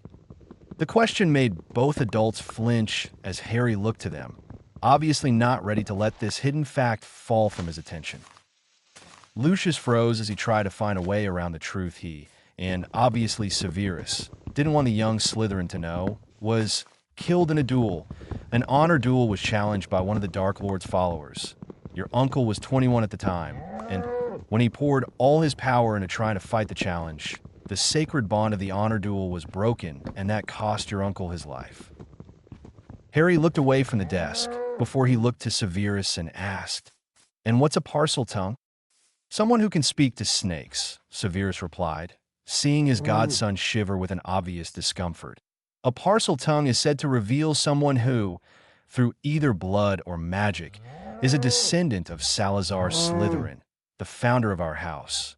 He was the first parcel tongue, which makes the power possibly the rarest of all magical skills." Harry then remembered the snake from the zoo, how he had seemed to understand what it was saying, and then how he thought he had heard a voice when the snake had escaped. "Is that it then?" asked Harry, looking to both adults, "because it's been a long day, and to be honest, I just want to get back to the common room and sleep off this day." "Off you go then, Harry," nodded the potions master. "And if you need to speak with either myself or Lucius, send a white owl charm to us, and we will make time to see you." "And what about me, Uncle Lucius?" asked Gabrielle, looking to the Malfoy patriarch. "What do I do about what I know?" "Do whatever you want to do, my dear niece," answered Lucius. "I will send you some texts I have about being a water magus, as well as arrange for you, and you as well, Harry, to visit Malfoy Manor for the holidays, where I can ask Narcissa to teach you both about being metamorph magi." "Thank you, Lord Malfoy." Harry bowed, leaving the office with Draco in tow. The last thing he heard was Lucius call after him, "And Harry, to you, as a friend of Draco, my name is Lucius." "Harry, are you all right?" Harry looked up from the book he had been reading to see Draco and Theo looking at him with eyes of concern. It had been a fortnight since the revelation about his magic and Gabrielle's parenthood, yet Harry still couldn't get it out of his head. Draco was the only other student who knew what had transpired in the office, and he only spoke to Harry about it if he needed to talk. Yet, over the past 4 days, Draco had noticed his friend and dormmate take on a more darker tone than normal. The only ones he would talk to were Draco and, on occasion, Gabrielle, who, at a request from Severus, had arranged for the young girl to be transferred to Slytherin. Gabrielle claiming that she was uncomfortable with the reception her dormmates were giving her due to her being friends with Harry Potter and Draco Malfoy. When Severus, with Gabrielle's permission, had revealed the truth about her parentage and how she had been wrongfully named at the sorting, Professor Flitwick, a stout, dwarf-like wizard who always had to stand on a pile of books to see his class, had obliged, saying that if Gabrielle was uncomfortable with the current state, then he was more than happy to allow her transfer from the Raven's Nest to the Serpent's Den. "I'm fine, Draco," Harry replied, his eyes returning to his book. "Just the pressure of what combined with all this homework. It's giving me a headache." Draco laughed with amusement as he watched Harry turn one of the pages in his book, before he made a note on a parchment, and with a sigh, flicked his wand at the parchment, which rolled up and placed itself on a secure shelf near his bed. Finished, Harry groaned and craned his neck before he continued. "I finally completed Professor Sprout's essay on fire seeds, but I still have to do Sev's essay on the properties on restoration drafts by Thursday, as well as Old Cat Face essay, on simple transfiguration by Friday. And on top of that, I still have to start work on my occlumency as well as begin my meditations. Slow down, Harry, sighed Theo. Sev will forgive you even if the essay's half complete. And besides, we missed this Thursday's lesson due to flying with the GRYFFS, remember? He's right, said a voice from the door. Looking to the door, Harry and Draco smiled as they saw their cousin and godsister Gabrielle standing there, her eyes shining as she looked at her cousin, before returning attention to Harry. With the Gryffindors taking flying lessons as well as the rest of us, Professor Snape gave us an extra few days. The essay's not due till Monday. Besides, she walked over and took a seat next to Harry. A future potions master like you should have no problems with this. Guess you're right, Gabrielle. Harry sighed, placing his textbooks back into his trunk and brushing down his robes. Taking a deep breath, Harry turned to Draco and Theo before adding, "If you two don't mind, I'd like some privacy for an hour." "Of course, Harry," Draco replied, his face showing a look of admiration for his young friend. Harry, like the rest of the Slytherins, not only had his homework to do, but the pressure of being the boy who lived and then discovering that Harry was once under a different family had caused the young Slytherin to become distant. Nodding to the door, Theo, Draco, and Gabrielle left Harry alone in his room, where, as soon as he performed the locking charm on the dormitory, Harry sat down on the floor of the dorm, closed his eyes, and began to take several deep, almost hypnotic breaths. This was the first step to meditation, to clear his mind and body with deep breaths, imagining a protective shield around him that kept all his problems out and allowed his target, the source of his occlumency, to penetrate his mind and body. After only a few minutes of breathing, Harry opened one eye and pulled out his wand, targeting the torches on the wall as, with an almost inaudible voice, he whispered, "Nox," watching with satisfaction as the room became a pitch-dark environment, which seemed to make Harry feel more relaxed than he'd been before. This, he knew, was due to the shadow, Magus blood in his veins. About a week after the revelation, Severus had sent Harry a white owl explaining that he had found out some more information about shadow magi, which, when the Slytherin trio had met Severus later, had revealed some startling information. Apparently, shadow magi were not only comfortable around darkness, but their magic, whenever they either worked or slept in the pitch blackness, was improved to levels far beyond those of other witches and wizards their age. Severus had demonstrated this when he had extinguished the torches in his office and told Harry to cast the first spell he could think of. Harry had cast the Wingardium Leviosa charm and been surprised when the item he'd cast the spell at, one of Snape's heavier tomes, had not only levitated, but practically flown to the ceiling before, with a few swishes of Harry's wand, had actually flown around the room, coming to rest back where Harry had levitated it from. Another ability, according to Severus' information, was that shadow magi had the ability to move amongst the shadows, as long as the shadow in question touched more than one surface. Harry had told his godfather that it would be some time before he practiced this ability. After that, Severus had told Harry that he would continue looking, since shadow magi were amongst the most powerful breed of wizards there were, and, once Harry had begun to learn his skills, he would be one of the strongest Slytherins since the days of Salazar himself. Harry opened his eyes again as this information was processed through his mind, before he looked around the dormitory, his comfort and relaxation now at the highest it had ever been. He remembered reading in the occlumency book that, for a successful wall to be built around his mind, he had to fortify it with an image of a place he felt secure. "Looks like I found that place," thought Harry as he unfurled his legs and relit the torches. "Our dorm's password speaks the truth. Obscurum est nostrum socis. Darkness really is our ally." After discovering the base for his occlumency studies, Harry had explained this to Draco, Theo, and Gabrielle before the four of them agreed to practice it as a unit. Surprisingly, even though he had no idea why they were acting as such or what they were talking about, Theo was as supportive to Harry's studies as Draco, and, after only a few days, had even welcomed Gabrielle as a friend. As it turned out, however, The base locations for the Slytherin quartet were very different. Harry's base image was nothing more than a pitch-black corridor with only a pinprick of light in the distance. Draco's base image was of the Hogwarts flying pitch, where his main base was the image of the clouds rushing past and Hogwarts in the distance. Gabrielle's base location was a seemingly endless library, which she explained had been constructed in her mind as a labyrinthine area only she knew how to solve. Afterwards, Harry used his meditations to create an archive of his own for all his studies. Theo's location, to Harry and the others' great surprise, was the Slytherin common room.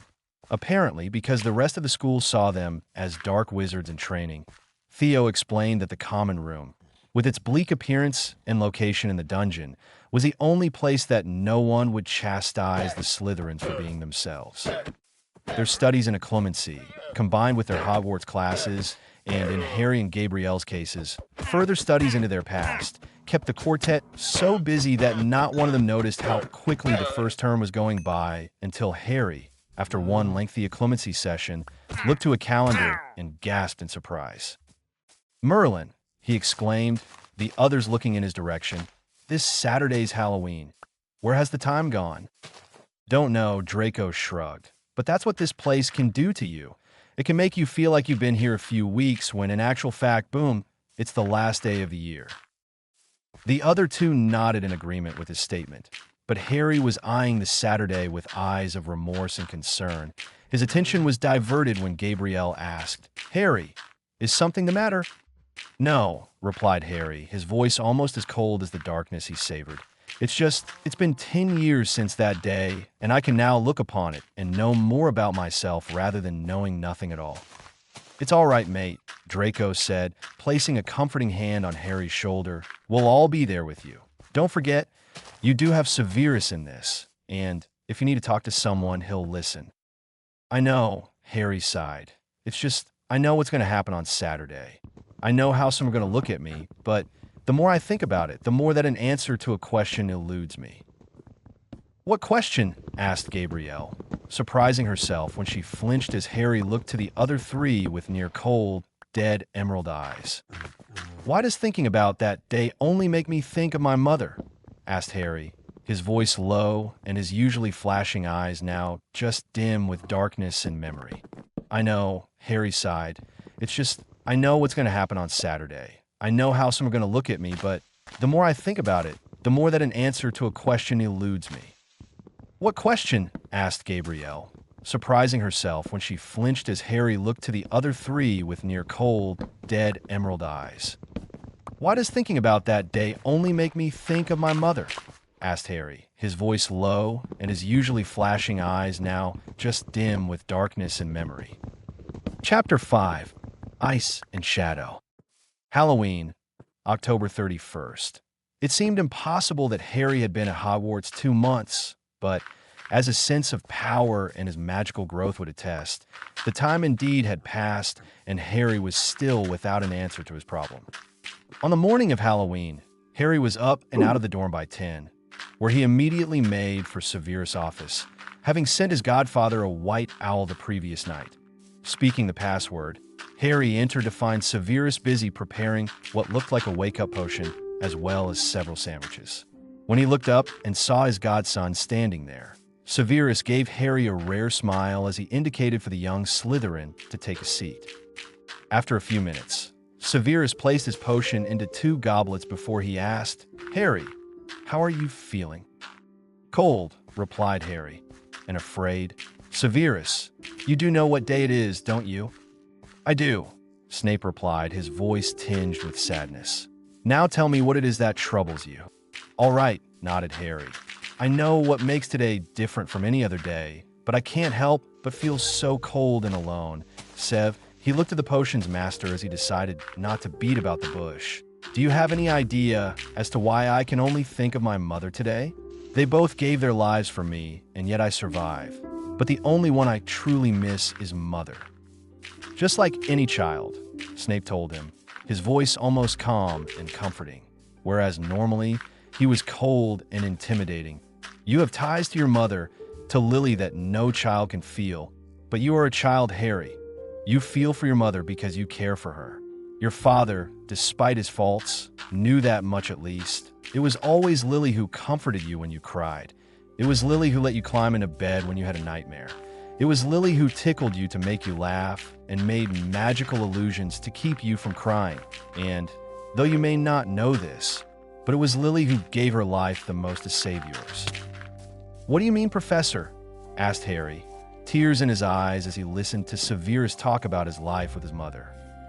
"Do you have an idea how you survived and why? Even though you may not remember it, your accursed relatives could hardly touch you." When Harry shook his head, Severus smiled as he explained, "It was because of Lily. She, and I hate to say it on this day of all days, but you need to hear it. Your mother gave her life to protect you, and that kind of power leaves a mark." Harry went to touch his scar, but Severus stopped him as he explained, "This mark, Harry, cannot be seen as it exists within us all, some deeper than others, and some just ignore it." "What is this mark, Sev?" asked Harry, feeling a tingle of energy run through his scar. "Love," explained Snape. "That is why no one can harm you physically. Instead, they choose to use weapons and tools of hatred to hurt you. I can't explain it any more than that, but I hope you don't let this change you." "I won't," Harry promised. "But are you saying that it's because of that love that I miss Mom the most?" "Yes," answered Snape. "In a way, Harry, that power, that sacrifice, placed Lily deep inside you, in magic anyway. Her family blood runs in your veins, and her magical potential is inside your body. Combine that with her." He gave a laugh as he added, "Anger and friendship with those like her, and I dare say that, compared to everyone's opinion, you are more the son of Lily Riddle than you are the son of James Potter." Harry nodded as he then asked, "I hate to be a bother, Sev, but I don't suppose you have any more leads as to the powers of Shadow Magus, do you?"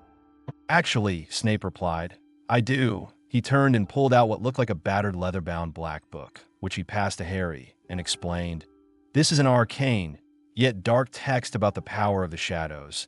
You must not let anyone take this away from you, and you must merely study it. Do not even think of attempting any of the powers within this book before I know you are ready. Promise me, Harry." "I promise," Harry replied, before he took the book and placed it in his robe pocket. Taking a drink from the potion, which felt like warm milk sliding down his throat, Harry gave a cough as he added, "Speaking of ready, do you think I'm ready to start my elemental training?" "I should say so," Snape nodded. "Shall we say tomorrow afternoon? We'll start with locating the elemental core within you." That, he explained to Harry's confused gaze, is the name of the source of magic within you. Just like your magical core, the elemental core is either one whole or, in your case, divided. So we shall seek out each core and tackle each element one step at a time. Is that clear?" "Yes, Professor," replied Harry, taking another drink of the potion as he thought about everything that Severus had just told him. Standing up, Harry rubbed his shoulder as he looked to his teacher and, with a slow, wry smile, asked, "See you at the feast then?" "Don't be late," Severus replied, watching Harry leave. However, when he was sure that he was alone, Snape stood up and walked to the bookcase of his office. Tapping it once with his wand, he opened the case and revealed what looked like a room filled with several books, and, in the center of the room, a large trunk with 3 serpents linked together, forming a magical lock. With a soft sigh, Severus looked to this trunk as he whispered, "The time is approaching, but is Harry ready?" All through the day, Harry found that he couldn't keep his mind off what Severus had told him.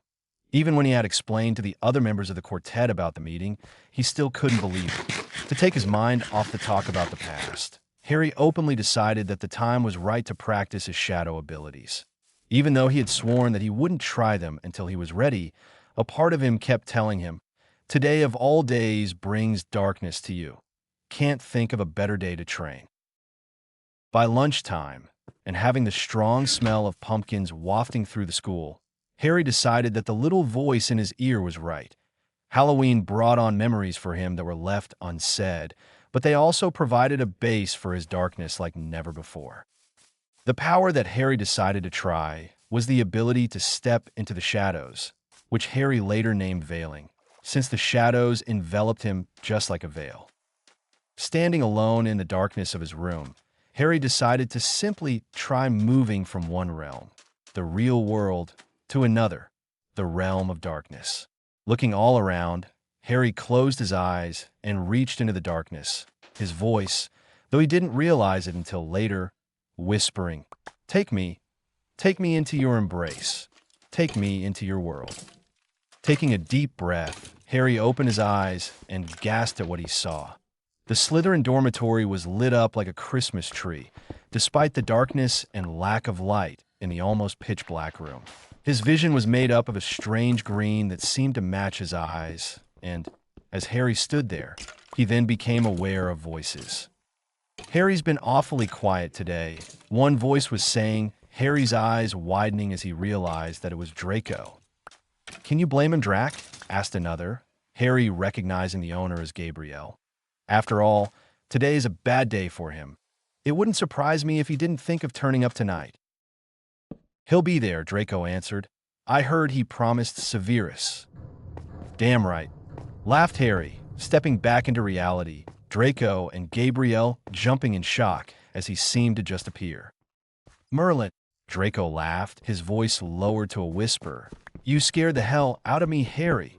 Where did you come from?" "The Slytherin common room," Harry explained, before he looked around and asked, "Why? Where are we?" "The library," Gabriel explained. "Draco and I have been doing some private studying, but Harry, how did you get from the dungeons to the second floor?" "I veiled," explained Harry. "You know, use the art to step into the shadows. My shadow, Magus ability?" "Oh," gasped Gabriel, finally realizing what Harry was saying. "What did it feel like?" Harry then shuddered as he explained. "Creepy. Like having spiders crawling over your skin, their webs being left on your flesh like a snail trail. But then I heard you too, and I guess the shadows led me here." Draco gave a low whistle as he asked, "Do you think you could stay in the shadows? You know, if you wanted to—" "Draco," Harry grinned. "If I wanted to, I could explore Hogwarts herself by day and night, and no one would stop me. Which reminds me," he looked to Gabrielle before adding, "Severus has told me that my training starts tomorrow. You're welcome to come along, Gabrielle, if you want." "I'd love to," Gabrielle replied, watching as Harry took a seat and looked to both of them. "Speaking of Severus," Draco put in, "did he tell you the answer you wanted?" "He did," Harry replied, before he went on to explain about his mother's sacrifice and the power she had left him. Then he went on to explain about the book and how Severus had made him swear not to use any of those powers until he was ready. By the time he was done, Harry looked again to the shadowed alcove before he smiled and asked, "You know, if I could easily walk through the shadows like that, I wonder if I can take anything from the shadows simply by concentrating?" "That sounds like one of those powers that Sev wanted you to wait for before you used it," laughed Gabrielle. "But if you want to go back, Harry, we'll meet you back there." Harry gave a shrug before he stood up and, keeping his concentration on the darkness, stepped again into the shadow realm.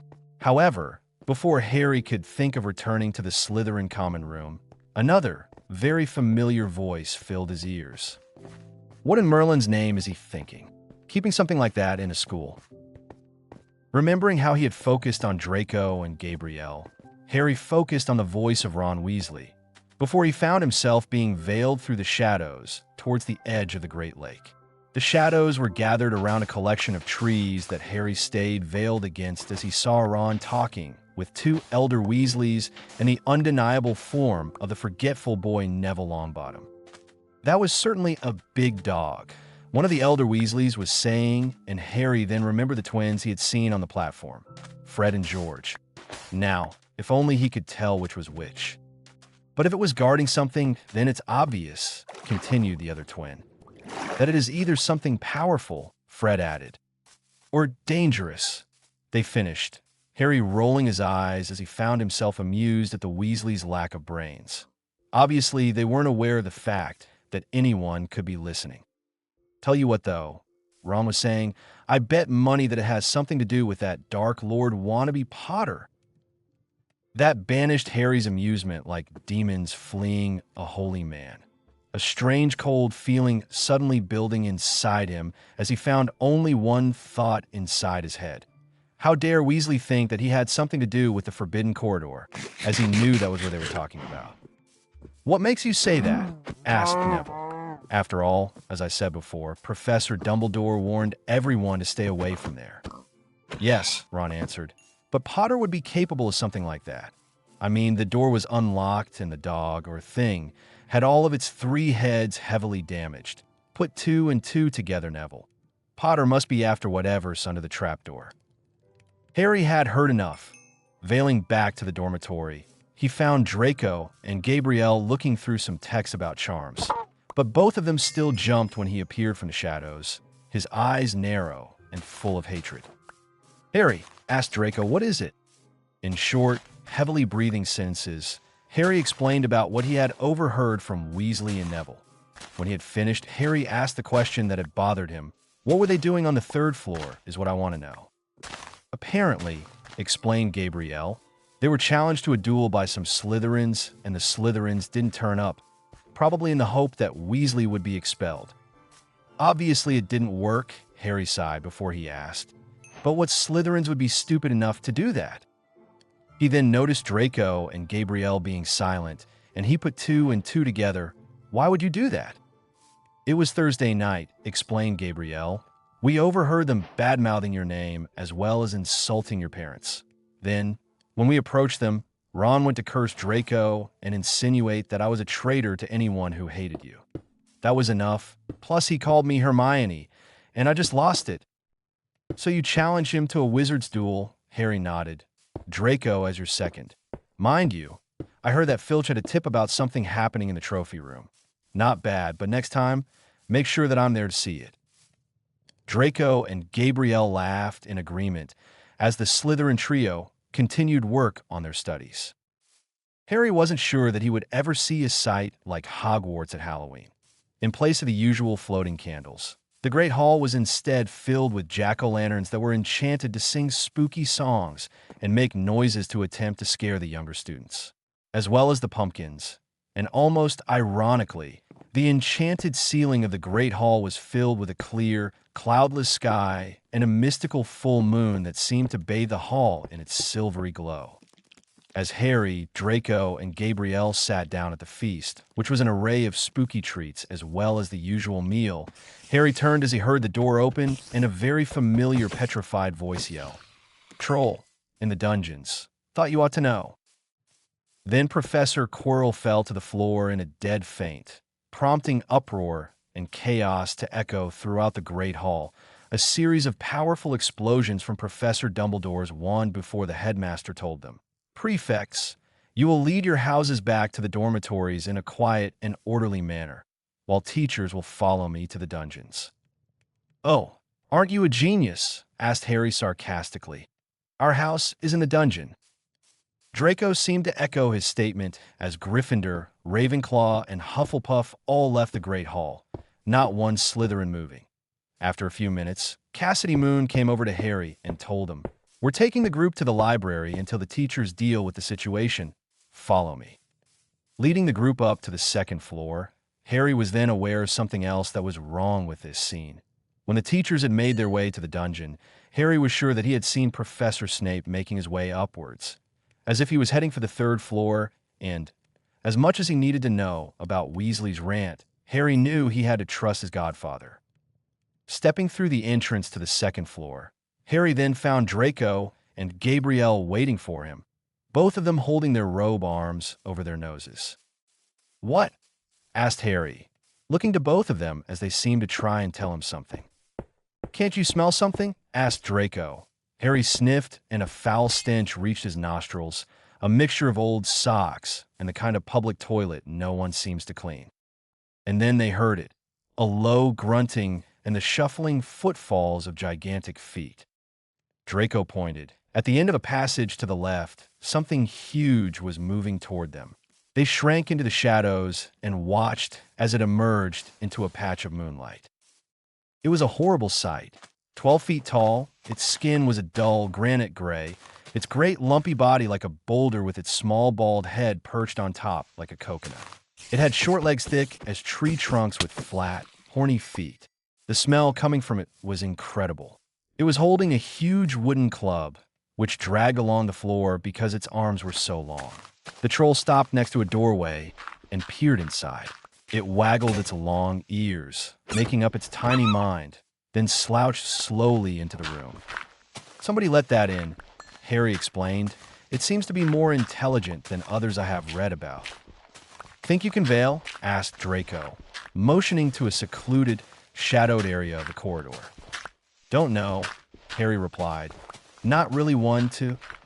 He was cut off by a duo of loud screams and the sound of something smashing. Harry and Draco looked to each other before Harry came to the conclusion. They'd recognize those screams anywhere. "Weasley and Longbottom," Harry explained. "But what are they doing here?" "Does it matter?" asked Draco. "Let's just... Hey, where'd Gabrielle get to?" A third scream now joined the boys as Harry and Draco looked in the direction of the door that the troll had gone through. It was then that Harry noticed something wooden at their feet. It was Gabrielle's wand. How did they get past US without being seen? Thought Harry as he and Draco raced for the door. Harry surprised to find that they were all gathered in the girls' bathroom. Gabrielle was hunched in a corner with Ron Weasley and Neville Longbottom, both trying to use her as a shield. As Harry felt a raging anger burn inside him, he noticed something else, a shiny, almost fluid-like something near Ron's feet. Remembering his charms books, as well as the additional help from Severus, Harry pointed and commanded, "Accio!" The silvery object flew to his hand, and, when Harry looked at it, the fiery rage became a cold, deathly anger as he read. "This invisibility cloak is the property of James Marcus Potter." "This belonged to my dad?" thought Harry, before he remembered how Ron had seemed to sneak up on them. Reading the tag again, Harry's cold anger seemed to build up inside him, his heart racing and his hands balled into fists. At the same time, Draco was using several spells and hexes to try and get the troll's attention. But as he looked at Harry, he saw a strange sight in Harry's eyes. It was an anger that Draco had never seen before, coupled with power that seemed to emanate from Harry's body. Harry, however, raised his left hand and clutched at the pendant around his neck. It had started to grow cold against the flesh of his chest, and, as he looked to Draco, as well as the gushing water caused by the troll's rampage, Harry's voice came out as a sibilant hiss. "Draco, stand back." Not one to argue with him, Draco moved back as Harry looked to the troll and, with a loud cry, yelled, "Hey, P-Brain!" The troll turned, and Harry, feeling the cold well up inside him, closed his eyes and willed the power he had yet to feel to flow from the pendant. Severus had told him that when the time was right, he would know what to do. Well, the time was right. Pushing out with his hands, Harry watched as a silvery glaze seemed to cover the rapidly flooding water before a cold chill blew through the room, and as Harry watched, the water began to creep over the troll's body like snail trails, each rivulet of water as silvery and ice, Harry whispered, watching as the troll's movements slowed down and stopped, leaving a watery-covered spectacle before them. Pointing with his wand, Harry spoke the first spell that came to mind, Implosia. With an almighty crack and shattering sound, Harry watched as the troll became little more than shards of ice and frost all around them, his body strangely weak as he looked to Draco, before walking over to Gabrielle and holding out a hand. "Are you okay?" he asked, seeing her scared and yet angry as she looked to the Weasleys. "I will be," she answered, "but how did you do that?" She pointed to the shards of troll that had been left behind. "I think," Harry replied, pulling his pendant from under his robe, the solid silver now warm again, "that this helped me. I thought of how I would be unable to save my friends. Then, when I saw Weasley with something of mine, I grew angry and cold after remembering what you had said about him earlier. Unorthodox, I know, but at least we weren't." "Potter, Weasley, Longbottom, Malfoy, Granger. What in Merlin's name happened here?" asked a shrill voice, which made Harry shudder with cold and anger as he turned and looked upon Professor McGonagall, as well as Professors Dumbledore, Snape, and Quirrell, the latter of the others watching Harry intently. Caught, Harry sighed, before he picked up the cloak and began, as best he could, to explain the situation. So, I think 30 points from Slytherin for not following teacher's requests and detention for a week. Don't you agree, Severus? Professor McGonagall had a look on her face like Christmas had come early, but Harry knew how to get around her as he looked at Professor Snape and asked, Sir, if Slytherin lose point for something as trivial as that, then Gryffindor should lose points for theft, threatening fellow students, and let's not forget disobeying instructions. Theft? Asked Dumbledore. Whatever do you mean, Harry? This, Harry said, revealing the invisibility cloak and pulling at the tag, read, This invisibility cloak is the property of James Marcus Potter. Now, I can't imagine why this wasn't given to me, Headmaster, as a son, but I really hope that anything that should be mine is returned to me. Keep your mouth shut, Potter, hissed McGonagall. That is not a Slytherin's possession. It is a Gryffindor. You are not a Gryffindor, therefore. You should not. You may keep it, Harry, Dumbledore cut in, and there will be no points taken, but rather points given. 20 points for exceptional use of magic to Slytherin, and a further 20 points for sticking up for a fellow student. Now, off to your dormitory. Severus, will you see that they get there? Certainly, Headmaster, Snape nodded, escorting Harry, Draco, and Gabrielle out of the second floor. Once they were safe, Harry burst out laughing before his professor asked, So, you have discovered one of your elements, I see? Yes, Professor, Harry nodded, the invisibility cloak tucked away. Ice, but isn't that a fusion of water and air? Indeed it is, Severus replied. But for now, we won't worry, and tomorrow. There is no lesson. You need to recover. Sure thing, Harry nodded, looking down as the excess energy of using the elements, something he had learned about from one of the books, was taken from him. It was then that he noticed that Severus' leg was cut, almost as if he had been bitten by something big. Or something with 3 heads, thought Harry as he followed Severus and the others back to the common room. /Parseltongue // Sure thing, Harry nodded, looking down as the excess energy of using the elements, something he had learned about from one of the books, was taken from him. It was then that he noticed that Severus' leg was cut, almost as if he had been bitten by something big. Or something with 3 heads, thought Harry as he followed Severus and the others back to the common room. Chapter 6. Voices from the Past. After the encounter with the troll, Harry decided to wait a short while before confronting his godfather. Whatever Severus' reasons were for keeping Harry in the dark were obviously important enough for the potion's master to care enough, so he'd put his own life on the line. However, as October rolled in November and Christmas approached, a new and nerved experience began to work its way inside the young Slytherin. At first, he mistook it for nerves, but realized that it was a sense of excitement. He had never celebrated Christmas without being told to do something or, in the worst-case scenario, being hurt for doing something wrong. Yet this year, he was going to be celebrating Christmas with the other members of the Slytherin trio, as well as his godparents and Lucius Malfoy. Harry knew he had no reason to worry. Another change in the Slytherin trio came from Harry's elemental debut. Severus, about a week after the event with the troll, called Harry to his office where, after only a few hours training, Harry had been discovered to not have tapped into his water or his air powers, but instead have summoned an elemental core from his multi-mental bloodline and used ice itself. Even as he sat on his bed, legs crossed in his usual meditative stance, Harry remembered what Severus had told him about true multimentals. Flashback. So I can't use water or air, but ice itself as an element? Yes, Harry, Severus replied, handing his godson a steaming goblet of restoration draft. But this is unusual. I have never heard of using a multi-mental power before at least one elemental core was mastered. What do you mean using a multi-mental? Asked Harry, drinking from the goblet. Well, explained Severus, taking a seat and taking a drink of his own, just as there are 4 base elementals of earth, air, fire, and water. There are also 4 inner elements known as multi-mental cores: ice, storm, light, and shadows. The multimentals are harder to learn, let alone use as instinctive magic, but their power is well known and equally respected through the world of those who can use them. So am I right in guessing that instead of focusing on water or air, we'll instead be focusing on ice? Asked Harry, his eyes almost shining with the revelation.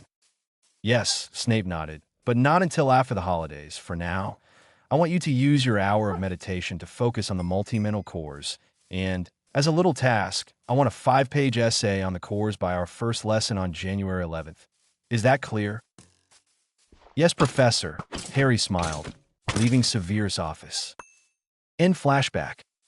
Now, it was December 18th, and with just one day to go until Christmas holidays, Harry had already completed the essay that Snape had requested and used his daily meditation to focus on the power. It shocked Harry that the multi-mental powers were more fierce than the elementals. The cores, whenever his consciousness would touch them, would act like prowling animals circling their prey, almost waiting for Harry to awaken their powers. Indeed, when Harry had once snapped out of his trance, he had found a prison of ice beginning to creep all around him, knife-edged shards of crystalline beauty positioned around him before he had concentrated on his core and banished the icy prison back to the realms of magic. Uncrossing his legs and jumping to his feet, Harry took a deep breath before he closed his eyes and used his veiling power to seek out Draco and Gabrielle. This was another improvement that he had made since Halloween. Whenever he stepped into the Shadow Realm, Harry's 5 senses were like 5 compasses leading him to his targets. Sight, sound, taste, touch, and smell always guided him to the right place. For example, if it was lunch and Harry was in the astronomy tower, the smell of food and the sound of his stomach would guide him to the Great Hall. Using his sense of sound, Harry found his 2 friends down in the entrance hall, Draco deep in conversation with Gabrielle about the Christmas holidays. I do feel so sorry, sighed Draco, for all those people who have to stay at Hogwarts for Christmas because they're not wanted at home. It's a lucky thing that Harry's not here. Gabrielle warned him, with the power he now commands, he would probably send you to the shadows. It was true that Harry wasn't going back to Privet Drive for Christmas. Professor Snape had come around the week before, making a list of students who would be staying for the holidays, and Harry had been about to sign when Draco had reminded him of Lucius' invitation. So Harry kept his name off the list. He didn't feel sorry for himself at all. This would probably be the best Christmas he'd ever had. What made it better was a little bird, otherwise known as eavesdropping during one potions lesson, told him that Ron and his brothers were staying because Mr. and Mrs. Weasley were going to Romania to visit Ron's elder brother, Charlie. With a sly smile, Harry veiled through the shadows, emerging behind Draco. Gabrielle was about to warn Malfoy when she saw Harry place a finger on his lips. He had always enjoyed frightening Draco, even though he was his best friend. Anyway, Draco added, Harry's in for a real surprise when we get to my place. Father's arranged it all, and Mother wants me to let her do the talking, but I want to make sure that Harry sleeps in on Christmas Eve so we can give him a shock. Creeping up behind Draco, Harry let out a hoarse, rattling breath as he whispered, "Boo!" Draco jumped about a foot off the floor as Harry and Gabrielle laughed at each other before the young Malfoy turned and whipped out his wand. "Harry James Potter, if you ever do anything like that again, I will poison you in your sleep." "Okay," laughed Harry, "but be warned, Draco Alexander Malfoy. You try anything to wake me up over the holidays, and I will lock you in sub-zero conditions all week."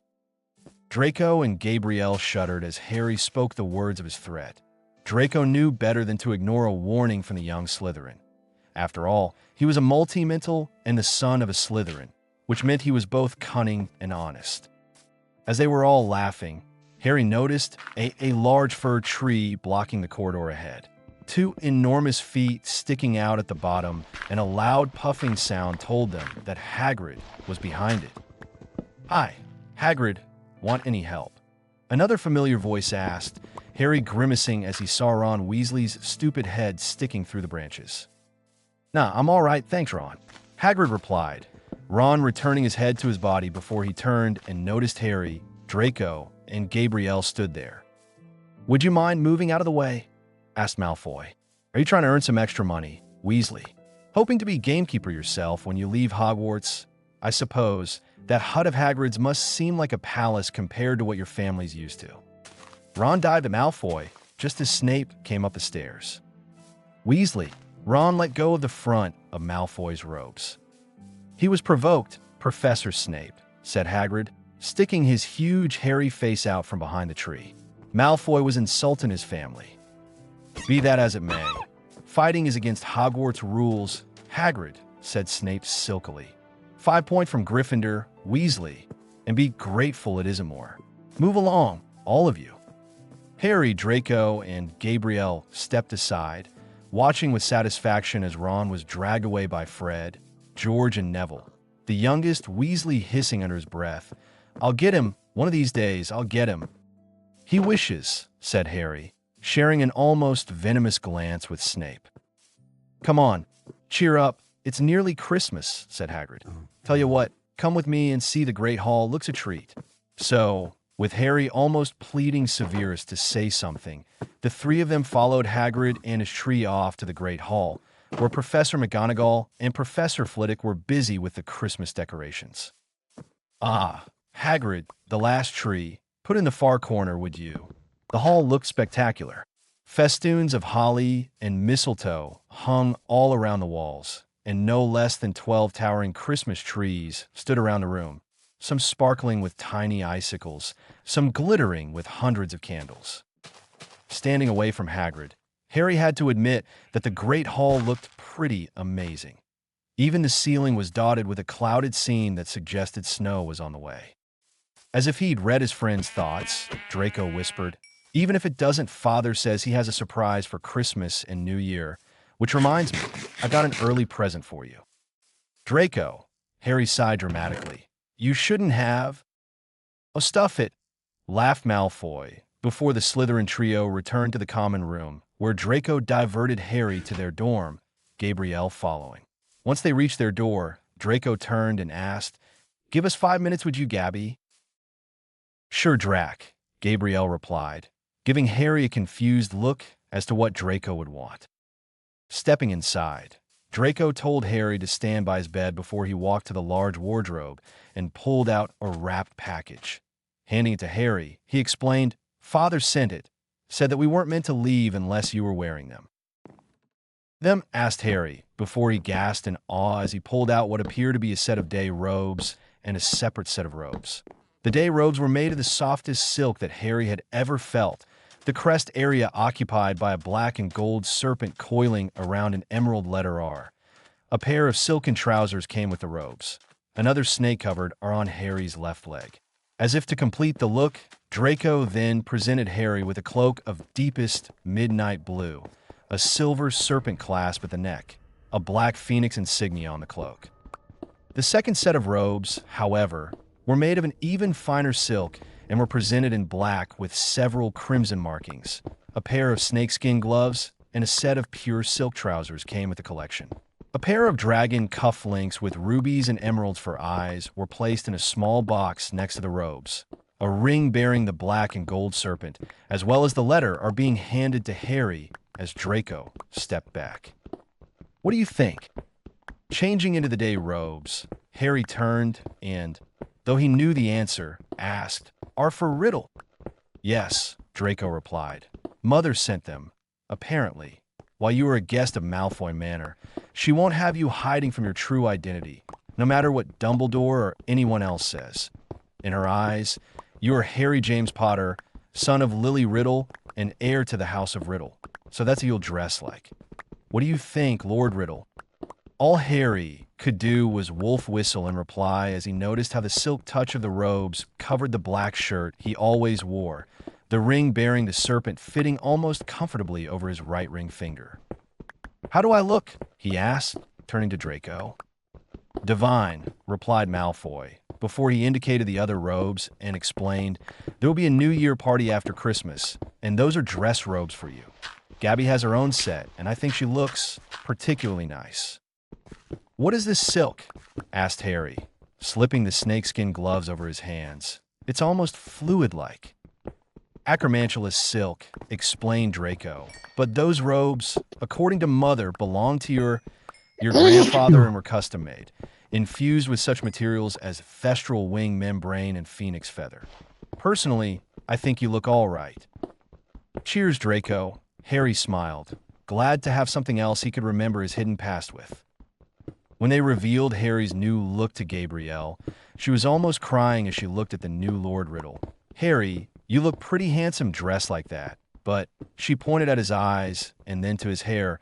The sooner we learn about metamorph magi and their abilities, the better. Slick your hair and fix your eyes, and you will look like a true lord. Thanks, Gabrielle, Harry replied, waiting until she had passed him as he added, I think. When Harry, Draco, and Gabrielle arrived at platform 9 3/4, the young Slytherin was pretty surprised to see not only Lucius standing there waiting, but Severus and a woman whom Harry assumed was Narcissa.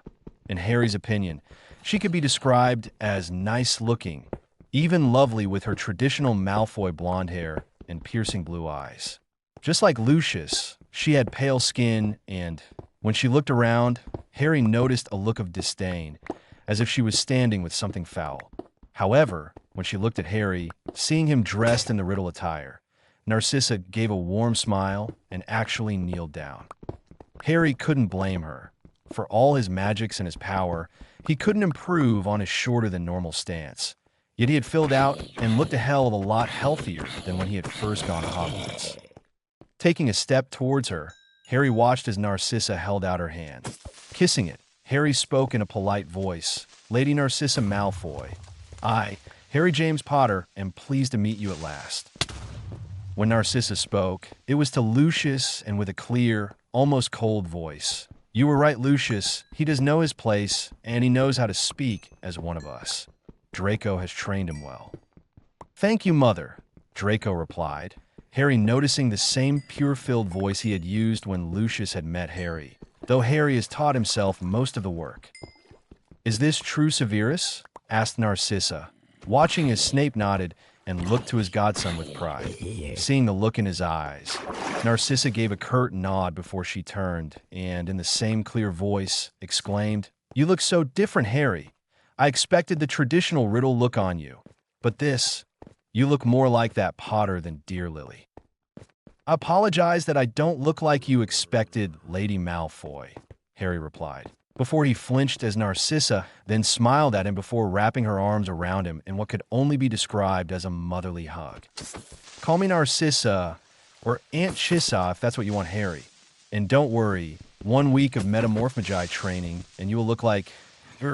She trailed off as if an idea or a revelation had suddenly come to her. Standing from Harry, Narcissa turned and smiled again when she saw Gabrielle. And you must be Gabrielle, Bella's daughter. Just like Harry, to you, my name is Aunt Chissa, and I hope that, despite what you may have heard, I can be just like my dear sister to you. Thank you, Aunt Chissa, Gabrielle replied, before Harry felt a strong arm on his shoulder. Looking up, he saw Lucius looking down at him with shock and admiration. You now look like a pure blood, he said with a smile, and hopefully, soon you will feel like one. Now come, Draco will be with me, Gabrielle with Severus, and Harry with Narcissa. What does he mean, Aunt Chissa? Asked Harry, but his words were cut off when he saw Draco and Lucius step aside before they disappeared with a pop.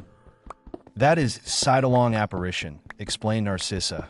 You can't apparate yet, and Severus has told me of your veiling, do you call it? But Malfoy Manor can only be found by those of Malfoy blood. I understand, Harry replied, feeling Narcissa direct him to the apparition point on the platform before he felt his stomach flip as Narcissa apparate the two of them away from King's Cross.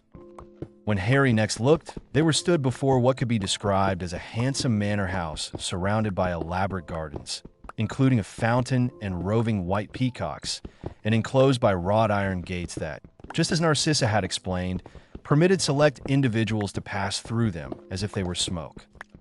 Approaching the entrance, Harry couldn't help but stare at the ornate gardens and fountains. He had never known a house of such grandeur like this. It was almost like something out of fairy tale, and yet he was standing in the main garden, a cloudy sky overhead and the soft smell of grass all around him. "Are you all right, Harry dear?" asked Narcissa, looking to her godson. With a nod, Harry allowed himself to be taken from the gardens into the main hall, noticing that the interior was only described as sumptuously decorated and includes ornate furniture, marble fireplaces, and gilt mirrors. It has a large entrance hallway with portraits lining the walls and a stone floor mostly covered by a magnificent carpet. "Aunt Chissa," Harry suddenly spoke up, making Narcissa stop and look at him. Deciding how best to choose his words, Harry asked, "Why did my mother choose you as my godmother?" "It was because of Severus, really," explained Lady Malfoy. "You see, Harry, Severus and I were two whom your mother could always talk to. When she needed us in the time of your uncle's death, we were there. So, when the time came for your birth, Lily thanked me by naming me your godmother, which was lucky, because the reserved choice was Minerva." "Merlin, no," gasped Harry, fearing what could have happened if the old cat had been chosen. It was bad enough she was against him simply for being a Slytherin, but being his godmother, it would have been worse than the Dursleys, if that was humanly possible. With a smile, Narcissa gave Harry's shoulder a soft squeeze as she explained, "It doesn't matter what could have happened, Harry. All that matters is that you are safe and powerful. I see her in you, Lily I mean, her grace, her power, and, as Severus told me, her temper. I hope we can get along well." "As do I, Narcissa," Harry smiled, before he followed his godmother through to a well-decorated lounge. The walls were covered with shades of silver and emerald, as if to further confirm the Malfoys' connections with Slytherin. There were several leather suites lined around the room, and a roaring fire set in the stone hearth. Offering Harry a seat, Narcissa and Lucius sat either side of him before the Malfoy patriarch explained, "While you are here, the three of you are welcome to act as you would at school. Harry, Gabrielle," he looked at the two of them as he spoke, "I hope you can think of our home as your home, and that you continue to return here each holiday. Now, Harry, before we continue, Narcissa has a gift for you." "You mean more than these?" asked Harry, indicating the robes and cloak.